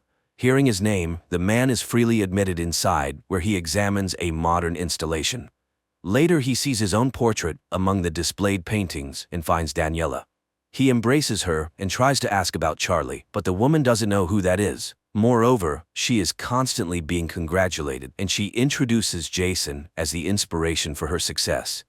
Ryan arrives, very surprised by Jason's appearance, as there had been many varied rumors about his disappearance. The man is upset with Jason because he did a lot for him and Velocity. Hearing the company's name, from which he recently escaped, Jason begins to ask questions, but then Daniela starts a speech, which includes questions about unfulfilled dreams. Everyone was asking what he could have been, and advises remembering the other doors he could have entered. At the same time, in another world, Jason 2 listens to Daniela's stories about her work plans and gives advice to his son, which surprises his wife. Simultaneously, Jason 1, Ryan, and Daniela from the New World discuss plans. Jason suddenly proposes a hypothesis about a scientist, married to the woman of his dreams, who once went to a bar where he met an old friend who had received a prestigious award. But on the way back, he was attacked, and when he woke up, everything around him had changed. A brain check revealed no abnormalities, only an unknown substance was found in his body. For a practical joke, it was too elaborate, and he had not gone mad. Jason asks to explain how he inspired Daniela's creativity, and she reminds him that once he came to her and said that theoretically people exist in millions of parallel realities, and his decision to part with her was his biggest mistake in this world. Then he talked about some secret project and warned that they would not see each other again. Then Jason starts to describe their life together with their son, causing Ryan's anger and Daniela's tears. He describes his friend's achievements in his own world, but he leaves. At the same time, Jason 2 mixes up toothbrushes, causing his wife's confusion. and Jason 1 receives permission to spend the night in Daniela's guest room, and looking around he finds an elastic band, which he wraps around his ring finger, mimicking a wedding ring. Meanwhile, Jason 2 perplexes his wife with unusual tenderness and examines the photographs on the walls of the house, after which he calls Ryan and declines his offer to work in San Francisco. At this time, Jason 1 calls Amanda and tells her that he is going to the psychiatric hospital. The woman heads there, but it turns out to be a ruse that Jason used to lure her out of the house, and now he and Daniela are inspecting his home together. The man points to a photo, but in his world they are depicted as a family in it. He talks about a son who is as talented as his mother, and Daniela admits that after he left her, she got rid of the child. Jason doesn't believe this, as everything was different, but Daniela insists that in her world, that's exactly what happened. People cannot understand why their memories differ so much, but the woman starts to believe his stories. Later, he finds records of his double from this world and realizes that he made a great discovery in quantum physics. Jason number 2 created a more voluminous version of the container where a person was put into superposition and gained the ability to move between multiple realities. It turns out that his double, Jason number 2, moved to his world and sent Jason number 1 to his dimension, to this world. So Jason is one person, living in reality until the question of marrying Daniela came up. When the first Jason chose his family, the second left Daniela. Their universes split, and the second Jason gave himself to science and invented the container. They switched worlds, but why? Later, Daniela admits that she is glad he appeared, and he explains the rubber band on his hand as a desire to preserve the marriage and return to his wife. He talks about their life there, in another reality, and admits that they were happy. Daniela kisses him, but at that moment, someone knocks at the door. They go to open it, and a security officer from the company Velocity, from which Jason had escaped, bursts into the house. He asks not to use weapons, but the woman shoots Daniela, and the last thing Jason sees is her blood-covered face. This is the first 2 episodes of a new series from Apple TV titled Dark Matter. At night, Leighton informs Amanda about what happened, and she rushes to the center where Jason has been taken. Leighton, in the meantime, apologizes to the tied-up Jason. He couldn't imagine his friend was so unstable and cannot release him yet. Jason, shocked by Daniela's murder, does not want to talk about his supposed genius invention. Jason 2 invites Daniela 1 to a cafe. She is surprised by her husband's behavior, but likes this new Jason. Moreover, they have a dinner planned for close friends the next day, something their family hasn't done in a long time. In a parallel reality, a detective visits Leighton, surprised by yet another disappearance of an employee from their lab. Before this, Blair and a couple of junior employees also vanished. Leighton pretends to know nothing. The detective goes to Amanda. Later, Amanda expresses her displeasure. She is very upset with Don's behavior, while the boss reminds her of the millions spent. If everything comes out, the project will be shut down. They don't understand what happened to Jason, who decides to play along with the colleagues and asks for help in remembering everything. Leighton takes him to a hangar where a huge metal box stands. Jason recalls trying to create a small Schrodinger's box once, but Leighton convinces him that he managed to make a huge box that can easily fit several people. Only Jason knows how it works. The man steps inside, but there are no panels or screens. Recording devices don't work either. Jason is told about the missing people and then shown footage of him emerging from the box. Jason 2 takes Charlie to a store, buys him an expensive skateboard, surprising his son with generosity, and then questions him about the family friends coming to dinner tomorrow. In a parallel reality, Amanda tells Jason 1 that she works as a psychiatrist in the lab, and they have been living together for over a year. Before he disappeared, he met with his ex-girlfriend and then just vanished. Jason suddenly suggests he might not be who she thinks he is. Amanda leaves completely puzzled. Meanwhile, in the parallel reality, Jason 2 welcomes the guests. He keeps conversations going, displaying knowledge of everyone's lives gleaned from social networks, and talks with his son. Jason 1 tries to answer Leighton's questions, who begins to suspect him of being an imposter. The man is beaten, forced to reveal the whereabouts of their Jason, but he knows nothing and cannot explain how the container works. Leighton asks him to strain his memory, as there might be a way to reach a world where cancer is cured. However, all is in vain. Daniela thanks her husband for the wonderful evening. She hasn't seen him like this in a long time, and he seems completely changed. At the same time, in the parallel world, Ryan is thrown into Jason's room, horrified to learn of Daniela's death, as he was the one who told Leighton that Jason went to her. Ryan had created a drug for Jason that changes the chemical composition of the brain's cortex, temporarily putting some parts to sleep. Jason admits he is not the Jason Ryan knew in this world. The drug creates a special effect that, combined with the container, allows for traveling between worlds. Layton's men take Ryan away. Meanwhile, in the parallel world, Jason too tells his wife he nearly died under the wheels, prompting him to reassess his life and express his gratitude for her presence. In the neighboring world, Amanda enters Jason's room, ordering him to follow her as she intends to get him out of there. They walk through the corridors but encounter a guard who raises the alarm. Jason and Amanda run to the container. They are chased, but Jason closes the iron door, cutting off Dawn's fingers. Amanda injects both herself and Jason with the drug that aids in transferring. Jason too, in the meantime, reviews family archives and finds a birth certificate of another son, Max. In an alternate world, Jason 1 and Amanda find themselves in a dark corridor with many doors. Layton, angered by their disappearance, enters the container himself. Jason and Amanda proceed through the corridor, but all doors look the same. The man suggests the doors lead to other worlds. They step out into one and find themselves on the street of a dead city. There is ash and smoke everywhere. They look around and notice a house in front of them starting to crumble. They rush back to the container, barely making it. Coughing, Amanda shows a case with the remaining doses of the drug, 48 in total. According to the coordinates, the container stands in the same place as in her world, meaning only the external world changes. They inject themselves again and head to the next reality. Layton also enters the corridor, searching for the pair, but without success so far. Jason too attends a lecture in place of his double, but realizing the students are uninterested, he leaves the auditorium, announcing his resignation. Jason 1 and Amanda step into another world and find themselves in a forest. They continue and enter a reality without an atmosphere after a nuclear explosion. The woman's nerves give way, but Jason explains it's a multiverse where everything that could happen did happen. They will soon need food and water, so they must find a habitable world. He opens another door, and the pair end up in the Velocity facility, witnessing Layton and Dawn killing their doubles. Jason manages to push Amanda into the container and close the doors. Later, they open the next doors but find dead worlds everywhere. Exhausted, Amanda rushes through the first door she sees, with Jason hurrying after her. They find themselves in the midst of a snowstorm. The woman loses consciousness from the cold. Jason searches for a bunker but sees a house nearby. He breaks a window, carries Amanda inside, wraps her in a blanket, and lights a fire in the fireplace. Meanwhile, Jason too visits Layton in his world. Here too, he is rich but spends his time idly. Jason offers him to become his investor in a very unusual venture. In the snowy world, Jason 1 steps outside and sees a completely frozen city. Jason 2 takes Layton 2 to a bunker and offers him the substance. Jason 1 returns to the house, finds a family photograph of the owners, and remembers his own family. His wife pulls out a photo of their second son, who is no longer there.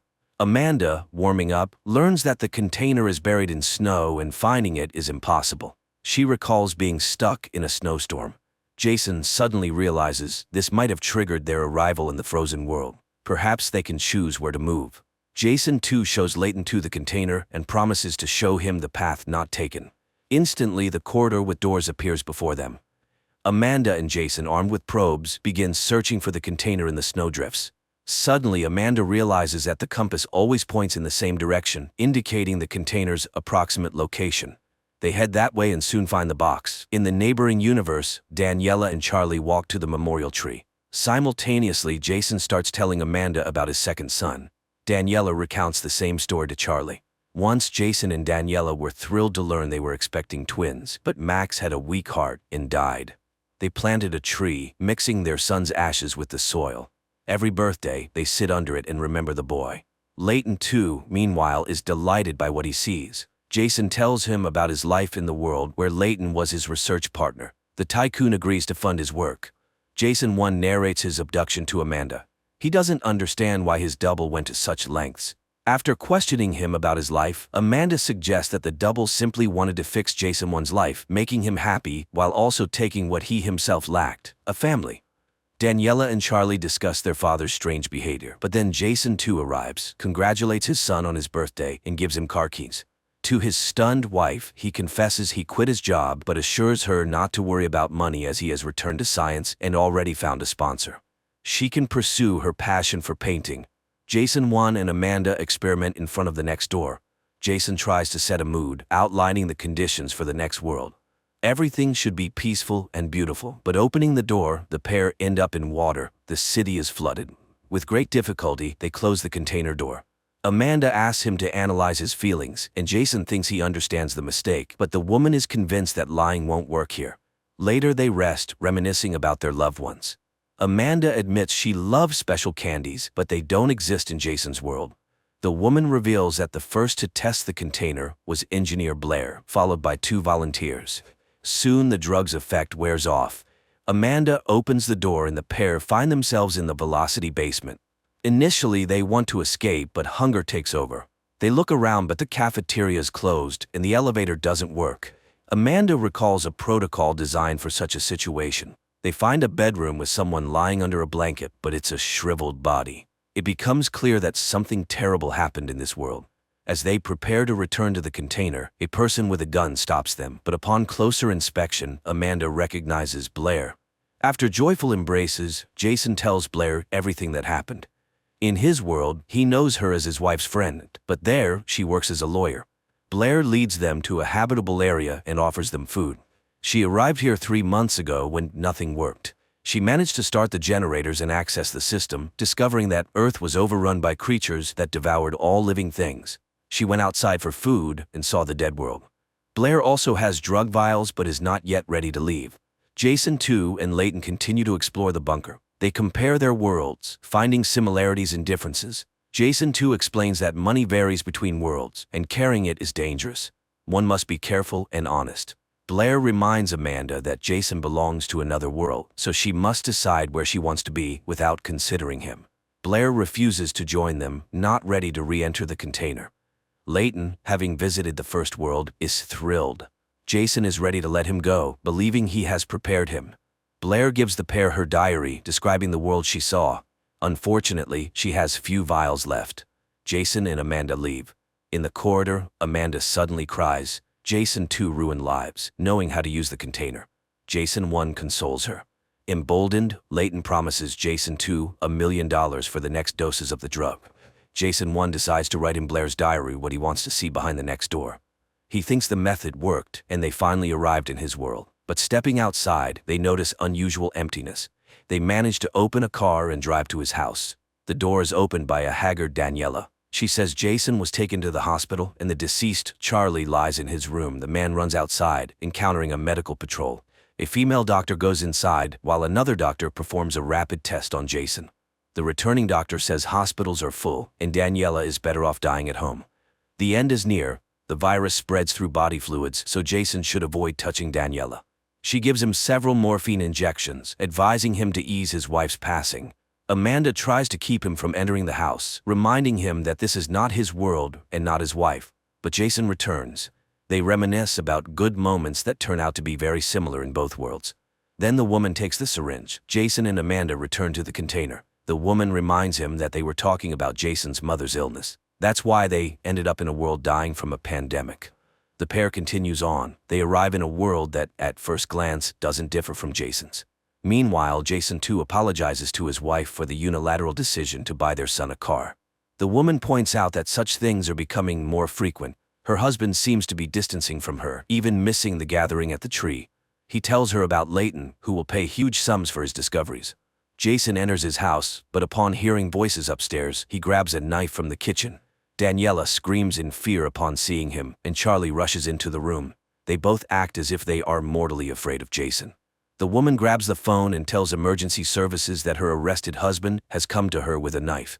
Charlie shouts at him to leave. Frightened, Jason exits the house as a siren sounds in the distance. Amanda takes him to her friend, but the friend is horrified. In this world, Amanda is dead, and the friend mourns her deeply. Amanda tells her that she is in a better world and then takes the car keys. They drive to the container. In Jason 2's world, the container opens, and he steps out, retrieving backpacks with drugs. A lab assistant who rushes out tells him about his double's appearance and his escape with Amanda. Jason 2 returns to the corridor, where he hands doses to Layton. He then informs him that he will have to seal this world. Daniela from Jason's original world starts painting, and her husband's double is thrilled, suggesting she leave the gallery and focus solely on painting, especially since the deal with Layton is sealed. Later, he picks up their son and treats him to ice cream with nuts, not knowing the boy is allergic to them. Daniela can't understand how he could forget such a thing. Then she notices injection marks on his arms. In the evening, he uses dental floss, something he has never done, and Daniela becomes increasingly puzzled. Jason 1 and Amanda continue searching for his world, but they keep finding discrepancies. A different door color, a dog's presence, the absence of the memory tree, and similar things. Amanda suggests they rest at a hotel and have dinner at a normal cafe. Over the meal, they laugh a lot and then dance. At night, Jason hugs Amanda but stops, realizing they are not together. Jason 2 visits a psychotherapist who turns out to be Amanda's double. He talks about his relationship with Daniela and the disappointments he has faced. She suddenly reminds him that expectations can be overly high.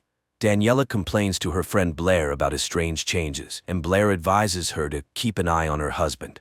In the evening, Jason asks his wife to wear a new dress and takes her to the gallery where he has hung her painting. Instead of gratitude, Daniela is horrified and asks to be taken home. She is very angry about his unilateral action, which she feels has humiliated her. Jason admits he never really knew her and is trying to make her happy against her wishes. Leaving his wife at home, he drives away, unaware that she is following him. Soon, they arrive at a warehouse where Daniela sees a locker her husband uses. Waiting for him to leave, she takes out a couple of vials lying on the floor. Later, she gives one to Ryan, asking him to analyze the drug. Meanwhile, Jason 1 finds the Daniela of this world. She also runs a gallery but doesn't recognize him during their conversation. Amanda also finds her double, but here the woman is married and has a son. At night, Jason goes to his house and watches his wife embrace his copy. Amanda, in the meantime, describes her ideal world. When Jason returns, a quarrel ensues because Amanda loses faith that they will find his world, as they only have 10 vials left. Ryan accuses Jason 2 of stealing his research, as the drug in his vial is identical to his own. Jason 2 takes his friend to the container. He injects the drug into himself and Ryan ends up in the corridor with doors to other worlds. Realizing he is in a quantum state, he is thrilled. Jason explains how to tune into another reality, and upon opening a door, Ryan sees a fantastically beautiful Chicago. This world is kinder and more progressive because Jason made it so for his friend. He asks for Ryan's phone to take a picture of him and steps back to the door. Ryan realizes this is not his friend. Jason just closes the door, leaving the man in another world. Later, he sees that Daniela is calling Ryan. Then Layton's men arrive and pack up the container. Sometime later, a detective comes to Jason's house, investigating Ryan's disappearance. The couple tells her about their last encounters with the friend, and Jason 2 suddenly states that Ryan drank a lot, although he never drank alcohol. After this, Daniela shows him the remaining vial and confesses she has been following him. He explains that Ryan made the drug for Jason 2's research because he is reviving his project. Amanda leads Jason 1 into a world she has imagined. This Chicago is beautiful. They walk through a clean and cozy city, enjoying friendly faces. They drink cocoa from edible cups and then have a snack in a cafe where they learn about a trendy restaurant in the tallest tower in the city. Amanda leaves, setting up a meeting with Jason there. A nearby couple gives him a photo they took, admiring them. Later, Jason goes to the restaurant and sees Amanda in an evening dress. She gives him a suit she bought for him, and he changes and joins her. Jason gives her her favorite candies, which exist in this world. She laughs, saying he is an insurance agent here. Her double in this world disappeared 2 years ago.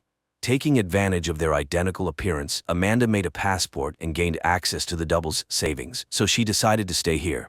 She invites Jason to join her, but he declines. Before leaving, Jason secretly places 2 of the remaining vials in her purse. Amanda cries in the elevator, but, seeing the sun, wipes her tears and heads into a new life. Jason goes to the container. He has only 3 vials left, and the next world is destroyed. He continues, and in the next reality, he calls his wife. She is surprised, as she just saw him off to work, but Jason confesses his love to her.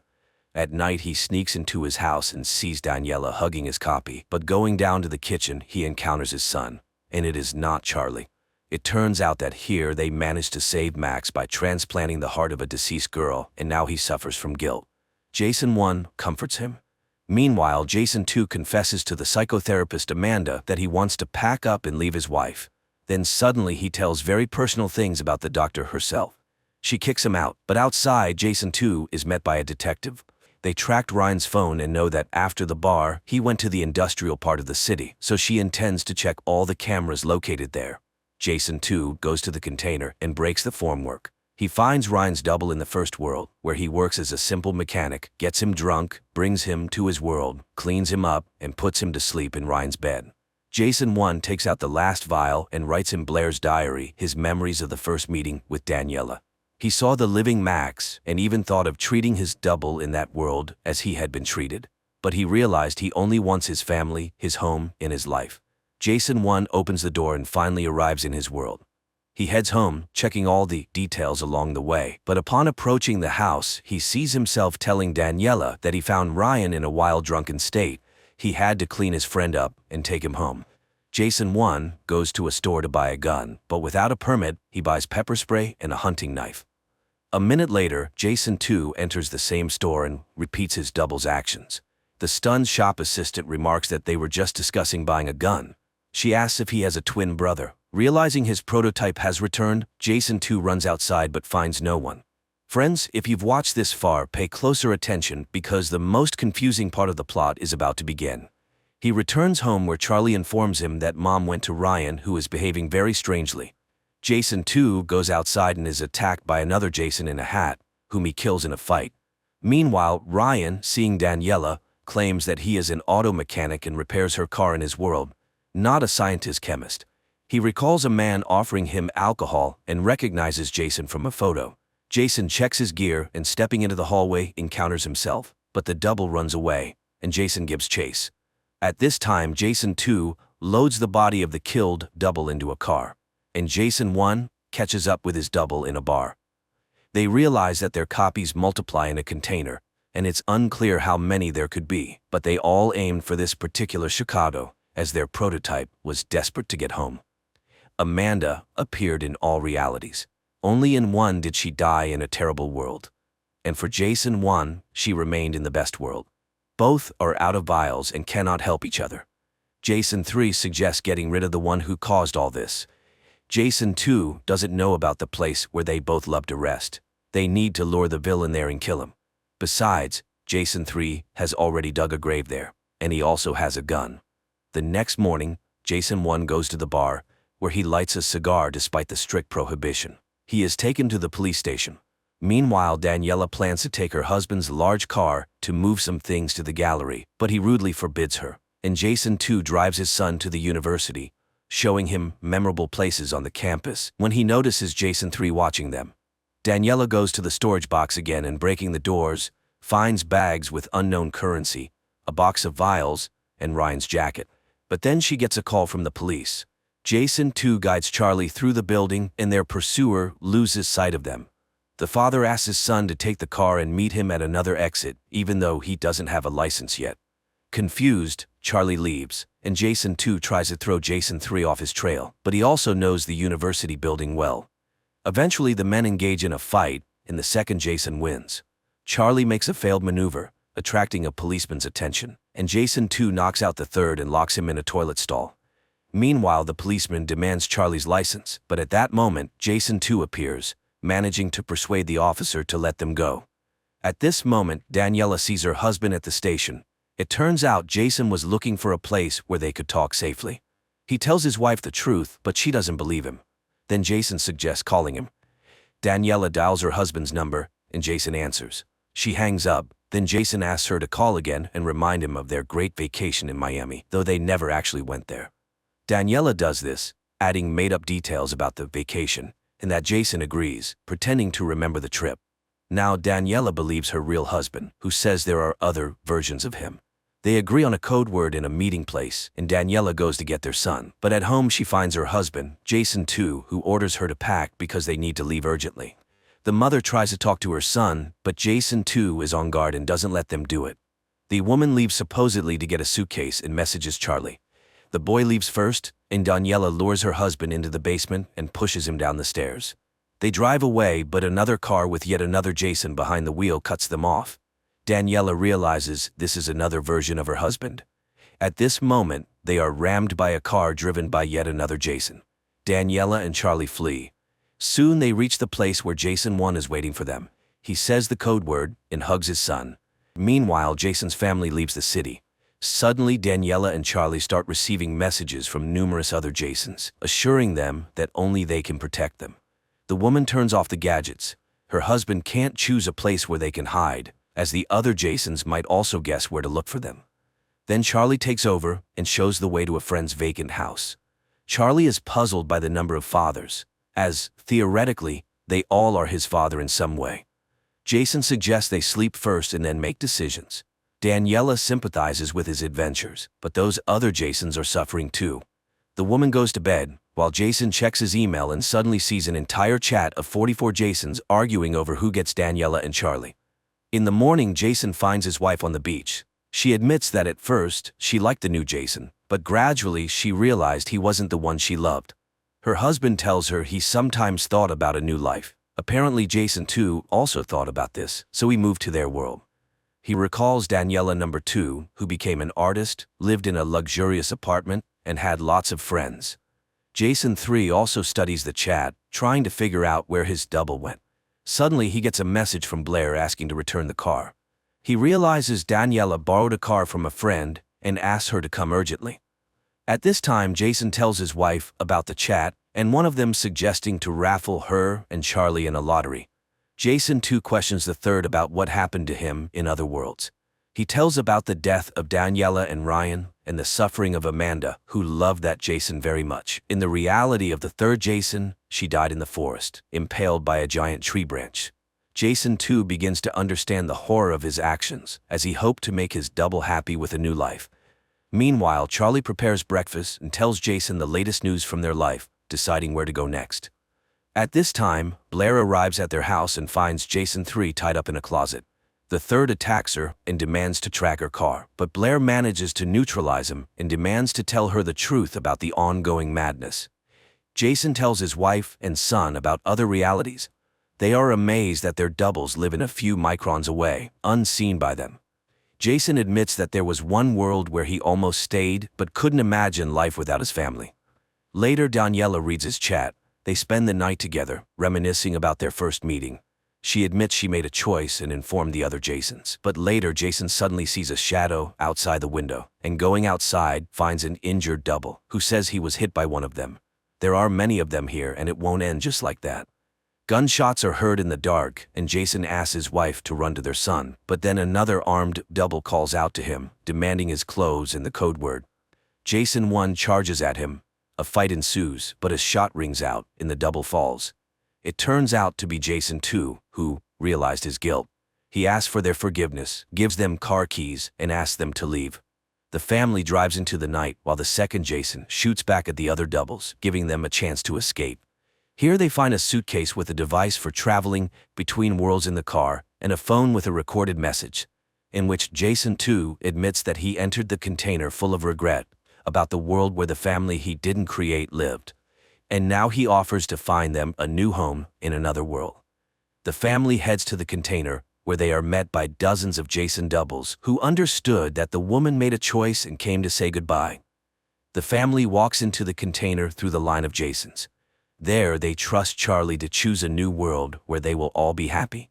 Charlie opens the door and steps into another reality, followed by his parents. This concludes the first season.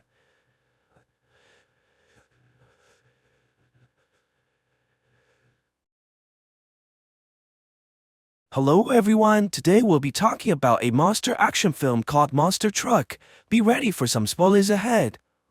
Somewhere in the wilderness of United States, a mining company called Terravax is trying to take out the oil that's underneath the entire area. The company owner, Tennyson, has come to the mining facility personally after receiving news from their head biologist, Jim, that their operation has run into some problems. Apparently, they encountered a large water deposit that's blocking their drills, which can possibly be harboring life. But Tennyson gives the order to go through the liquids anyways. However, when their cameras penetrate into the large reservoir, they quickly discover moving organisms inside the area, and the water begins to burst out from the immense pressure. The liquids rush out from the pumps and destroys all the equipment on site, while spitting out large creatures that crash lands onto the ground. The people are shocked to see the mysterious life forms and quickly try to capture them right away. They put the creatures into large containers, but their head of security, Mr. Bird, tells them that one of the animals is still missing. Tennyson wants the monster to be found immediately as he doesn't want the entire operation to be shut down by the government due to the foreign creatures. The next day, while working on the new engine for his truck, a young man whose name is Coley hears a strange noise from the outside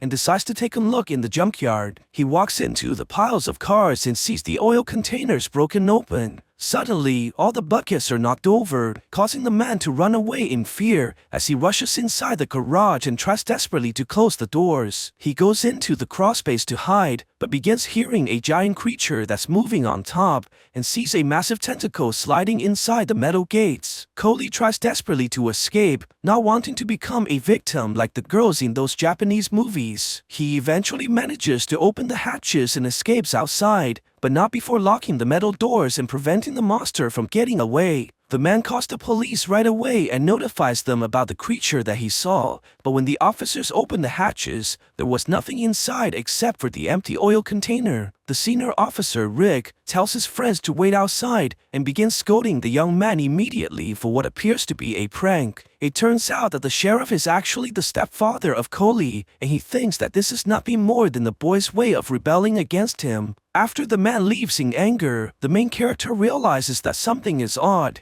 as the monster only seems to be attracted to places that has oil. The next day, Coley takes a bunch of oil containers and places them inside the car crusher, while purposely spilling them onto the machine so that the monster would be lured here. He takes the controller and waits by the side, hoping that the creature would take the bait. Very soon, a bunch of tentacles appear behind the car crusher, and a giant creature crawls onto the platform. The monster grabs onto the oil container as it lies down like Winnie the Pooh, and Coley is surprised to see that the creature seems to be very harmless. The man goes closer towards the animal as it drinks all the oil like it was made from honey, and not noticing the human's presence at all. Coley watches the creature intriguingly, but the monster is frightened by his sudden appearance, causing the man to break the controller and turning on the machine as a result. Coley tries to fix the remote, but nothing seems to be responding as the car crusher begins to drop onto the unsuspecting creature. With no other choice, the man runs towards the monster and begins pulling its giant tentacle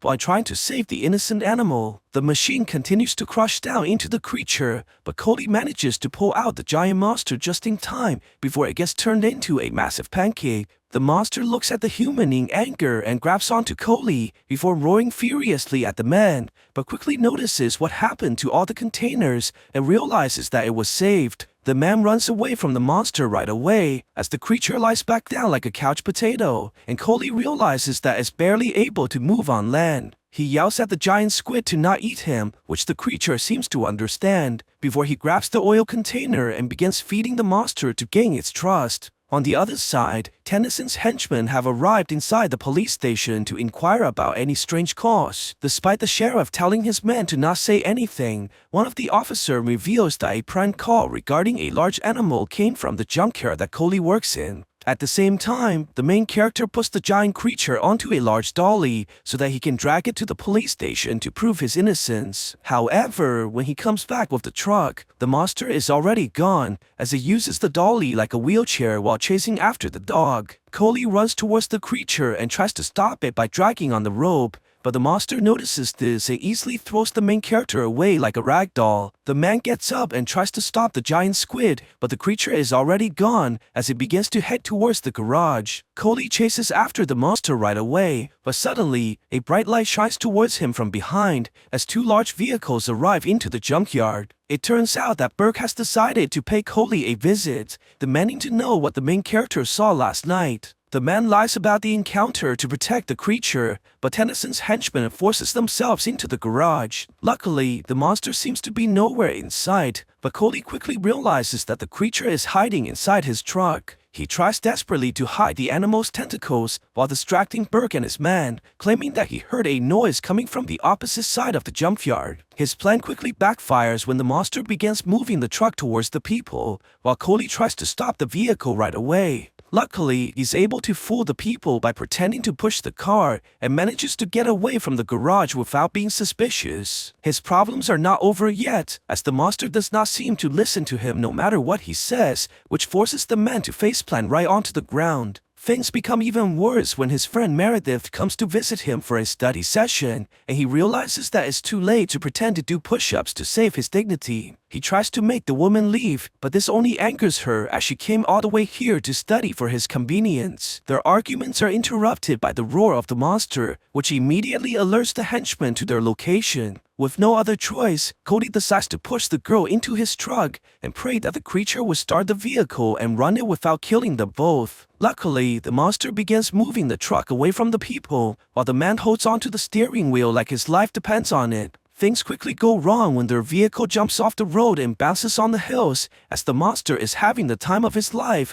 and giving the riders a near-death experience. The creature is able to dodge all the trees while jumping over the ground and waving his tentacles, eventually making it towards the grass field in one piece. The man rushes out immediately and screams at the vehicle in anger, which only manages to confuse the woman even more. Cody realizes how bizarre it is to explain what's going on and decides to show the woman by telling her to look under the car. Meredith peeks inside the vehicle and sees the monster, causing her to fall down while screaming in fear and managing to scare the creature at the same time. The woman has a hard time believing what she just witnessed, but Cody assures her that the animal is harmless. The man brings the girl back to her home alongside the monster, which refuses to leave the truck. With no other choice, Cody decides to take out the giant squid by force, as the creature never seems to behave while inside the vehicle. However, the man quickly discovers that the animal actually stops moving when it can't see what's in front of it, which gives him a bold idea of doing something completely different. He begins modifying the truck by considering the creature inside and designs the blinds for the monster so that he may control the speed. As he continues to work on the vehicle, he discovers the mechanism to which the animal is using to turn the axle and decides to use it as a way to power the entire truck. The next morning, the girl goes into the barn and is surprised to see that Cody has kept the creature inside his ride, even naming the monster Creech. The man enters the truck to go for a test drive, and the monster begins running the vehicle like a real engine as it races down the hills, but also adding a flavor of personality as well. However, the girl thinks that they shouldn't keep the creature forever, as the animal must be missing its home by now. Cody has a hard time believing this as he takes numerous selfies alongside his new friend, but eventually agrees that they have a responsibility of returning the animal home. The man decides to bring the creature towards his biological father, who turns out to be one of the miners working for Terravax. They go towards the gas station to fill up, but Cody has trouble figuring out where the petroleum goes as he doesn't want to put it in the wrong hole. Things become even worse when Cody's rich classmate drives in as well, and the man mocks the main character for having such a broken truck. Their attitude changes quickly when they hear the revving from the main character's vehicle as it charges onto the road like a sports car. However, Cody feels that something is wrong as Creech begins driving chaotically across the traffic like a preschooler who ate too much sugar. Meredith quickly realizes that it must be due to the gasoline that Cody gave to the monster,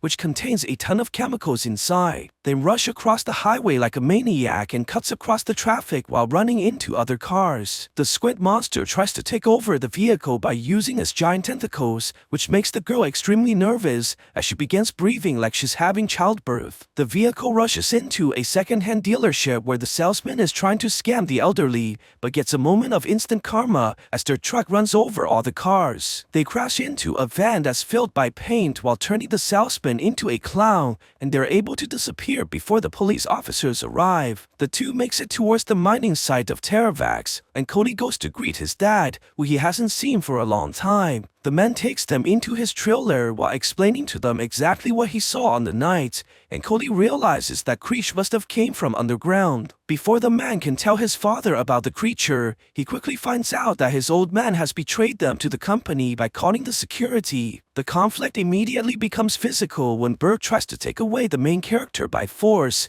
but this greatly angers the squid monster as it begins revving the truck. Cody takes the chance to break free and tells the girl to get onto the vehicle, while Creech begins spinning the truck across the field. Burke realizes that the monster is hiding inside the automobile, as all his men are trying to grab onto the vehicle. Cody manages to get back onto the truck, and he decides to go straight towards his father's trailer as he rips the building into pieces. They head towards the exit right away, but not before running into the sheriff, who is shocked to see his stepson creating trouble once again as all the security chases after them. Cody rushes towards the downtown streets while Burke and his team follow closely behind, and the man decides to lose the pursuers by going inside a small alleyway. He manages to jump over the obstacles by using his new contraptions, causing Burke to crash into a garbage bin as they rush off towards the exit. Before they can escape the area, Cody quickly runs into his stepfather, who begins pursuing him as well. The man has no choice but to run away once again as he drives inside a small street, but when the officer arrives inside, he's surprised to see that his stepson has disappeared already. What he doesn't realize is that Cody is hiding above his car by climbing the walls like Jackie Chan and managing to trick the man into leaving the area. However, the chase is not over yet, as they're quickly discovered by Burke once again, forcing them to run into a dead end as the man pursues them closely behind. Luckily, Cody is able to use the truck's upgrades, which opens up the sides, allowing the giant monster to climb onto the building, while Burke looks at them in disbelief. They begin to drive across the roof and jumping over the windows while completely ignoring the laws of physics at the same time. The two eventually makes it back down onto the roads as Cody tries desperately to get away, but only to find out that the enemies are right behind them. The main character rushes towards the nearest train track while the massive train is approaching the intersection, as he plans to lose the pursuers like he was in Fast and Furious. He rushes towards the railway like he was Dom Toretto while living his life a quarter mile at a time, and he manages to jump over the train's cargo as he lands on the other side. Cody celebrates his victory by doing donuts on the road and leaving all the people behind in the dust. They make it towards a cabin that belongs to the girl's father and decides to use the location as a safe house for now, while Cody thanks the creature for saving his life. At night, while relaxing by the campfire, the main character talks about his disappointment in his father. The girl assures him that this is okay, as he wouldn't be the awesome person that he is today if his father wasn't so awful. Cody smiles at the girl for the comforting words while he goes inside the truck to cry alone. Surprisingly, the giant monster tries to comfort the man by using its tentacles and proceeds to drive him towards the lake before jumping into the water. Cody is shocked to see that the creature is glowing brightly while swimming inside the lake, and he thanks Creech for helping him this whole time while promising to bring the monster home. At the same time, Jim is beginning to experiment on the creatures that he captured and shows Tennyson that the animals are very intelligent as they can learn like a hive mind. However, the man is not interested in this as he only cares about his profits in the mining operation. He plans to put poison into the underground water system to kill all the monsters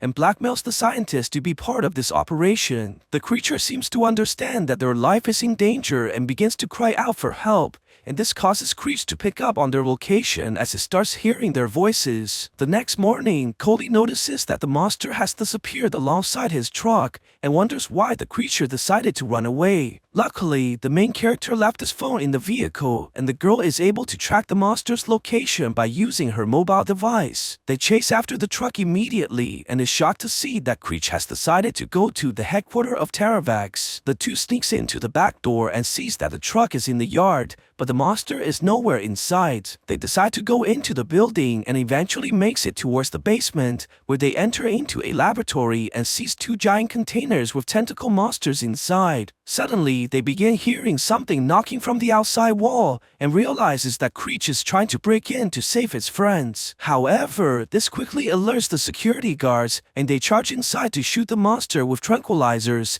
eventually managing to knock out the creature as it falls towards the ground. Cody looks hopelessly at the monster as he's taken away by the guards, and they finally meet Tennyson in the office, who forcefully deletes all their photos of the creature. The man threatens the main character to leave this alone before telling his security guard to take the students away. As they're about to leave the building, their escort is interrupted by Jim, who takes them away on the pretense of Tennyson's order. The scientist tells them in secret that he won't allow his boss to kill the entire species for the man's greed, and promises that he'll do everything to help their cause. Realizing that they need more vehicles to rescue the monsters, Cody secretly goes towards his classmate's home and takes the truck while the man is too busy playing video games. The girlfriend sees this and walks towards the window, but makes no effort to warn her boyfriend, clearly showing that money will never buy true love. However, the people still need another truck for the other monster, and Cody decides to pay his friend Sam a visit. It turns out that the boy's father owns a large car dealership,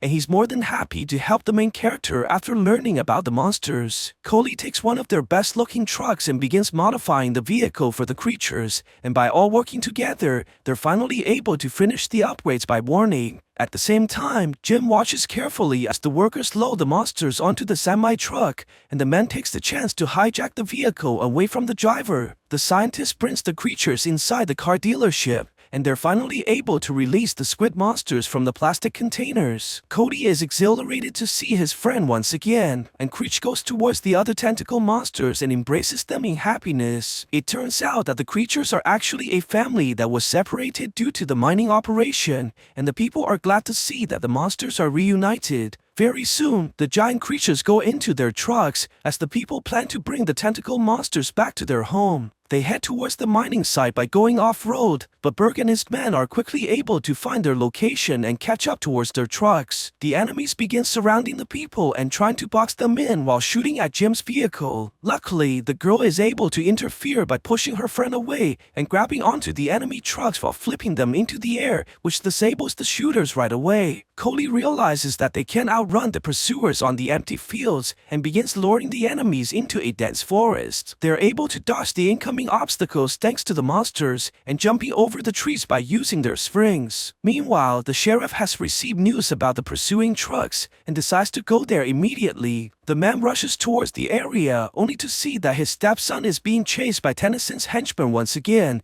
forcing the officer to rush onto the hills and try to stop this chaos. However, the man quickly crashes into Burke and severely damaging his vehicle. The enemy takes the chance and begins pushing the police car towards the cliff, eventually causing Rick to fall down into the ditches. This completely destroys the officer's vehicle and forcing him to continue on foot. On the other side, the enemies pursue closely behind the monster trucks, and Burke manages to push Cody off balance, which causes the men to dangle off the giant cliff. Luckily, Creech is able to save the main character in the last moment and recovers the vehicle back onto the road. They continue towards the mining site and quickly sees a chemical truck in front of them, making Jim realize that those must be the poison meant for killing the entire species. The team begins chasing the giant truck, but are forced to stop immediately as they run into a trap that's set up by the enemies. This corners the people with nowhere to run, as the monsters have a great fear of burning due to their petroleum-based diet. Before they can figure out what to do next, a massive mining vehicle rushes towards the area while pushing over the enemy trucks and making the people run for their lives. It turns out that Rick decided to help Cody after all, as he lowers the back of the giant truck and clearing the way for the group. The people sees this and quickly rushes onto the platform and jumps into the air as they eventually crash lands onto the cliffs. Surprisingly, the monsters are able to stabilize the vehicles while rushing down the mountain and bouncing off the rocks. They are eventually able to make it to the bottom in one piece, and they quickly catch up towards the chemical truck from behind. Cody takes the chance and charges onto the giant vehicle as he flips the entire truck onto its side. However, they quickly notice that a second truck has already arrived as the people are getting ready to release the poison. They charge towards the pumps immediately, but Cody is quickly knocked over by Burke, who refuses to let the monsters go. This allows Jim to rush towards the machines alongside Meredith and managing to chase all the workers away. They go out immediately to shut down the pumps, but quickly realizes that it's too late, as the pressure does not seem to be going down no matter what they try to do. At the same time, Creech manages to slowly flip the truck over like a giant turtle and charges directly towards the enemy, but is quickly overpowered by the opponents. Burke pushes the main character towards the cliff as the monster tries desperately to fight back, eventually going on top of the enemy's truck as it tries to run over the vehicle. However, they're quickly forced back once again as Cody tells the creature to leave, but Creech refuses to give up as it grabs onto Burke's truck and throws it into the air. The vehicle flies towards the giant pumps and crashes right onto the machines, causing all the pressure to be released and giving the man a taste of his own medicine. The girl notices that Cody is in trouble, but before she can do anything, the man falls into the giant hole and lands inside the underground water. Luckily, Cody is rescued by the squid monster as it brings the men onto shore alongside his broken truck. It's quickly revealed that there are many more creatures living inside the water system, and they came to thank the main character for saving their lives. Cody says goodbye to his monster friend as the creature begins swimming away, eventually disappearing into the water and finally rejoining its family inside their home. Sometimes later, the entire mine is shut off by the conservations, and Tennyson is finally arrested by the police. Cody manages to fix the truck alongside his stepfather, and the man drives the vehicle with his girlfriend as they slowly enter into the sunset.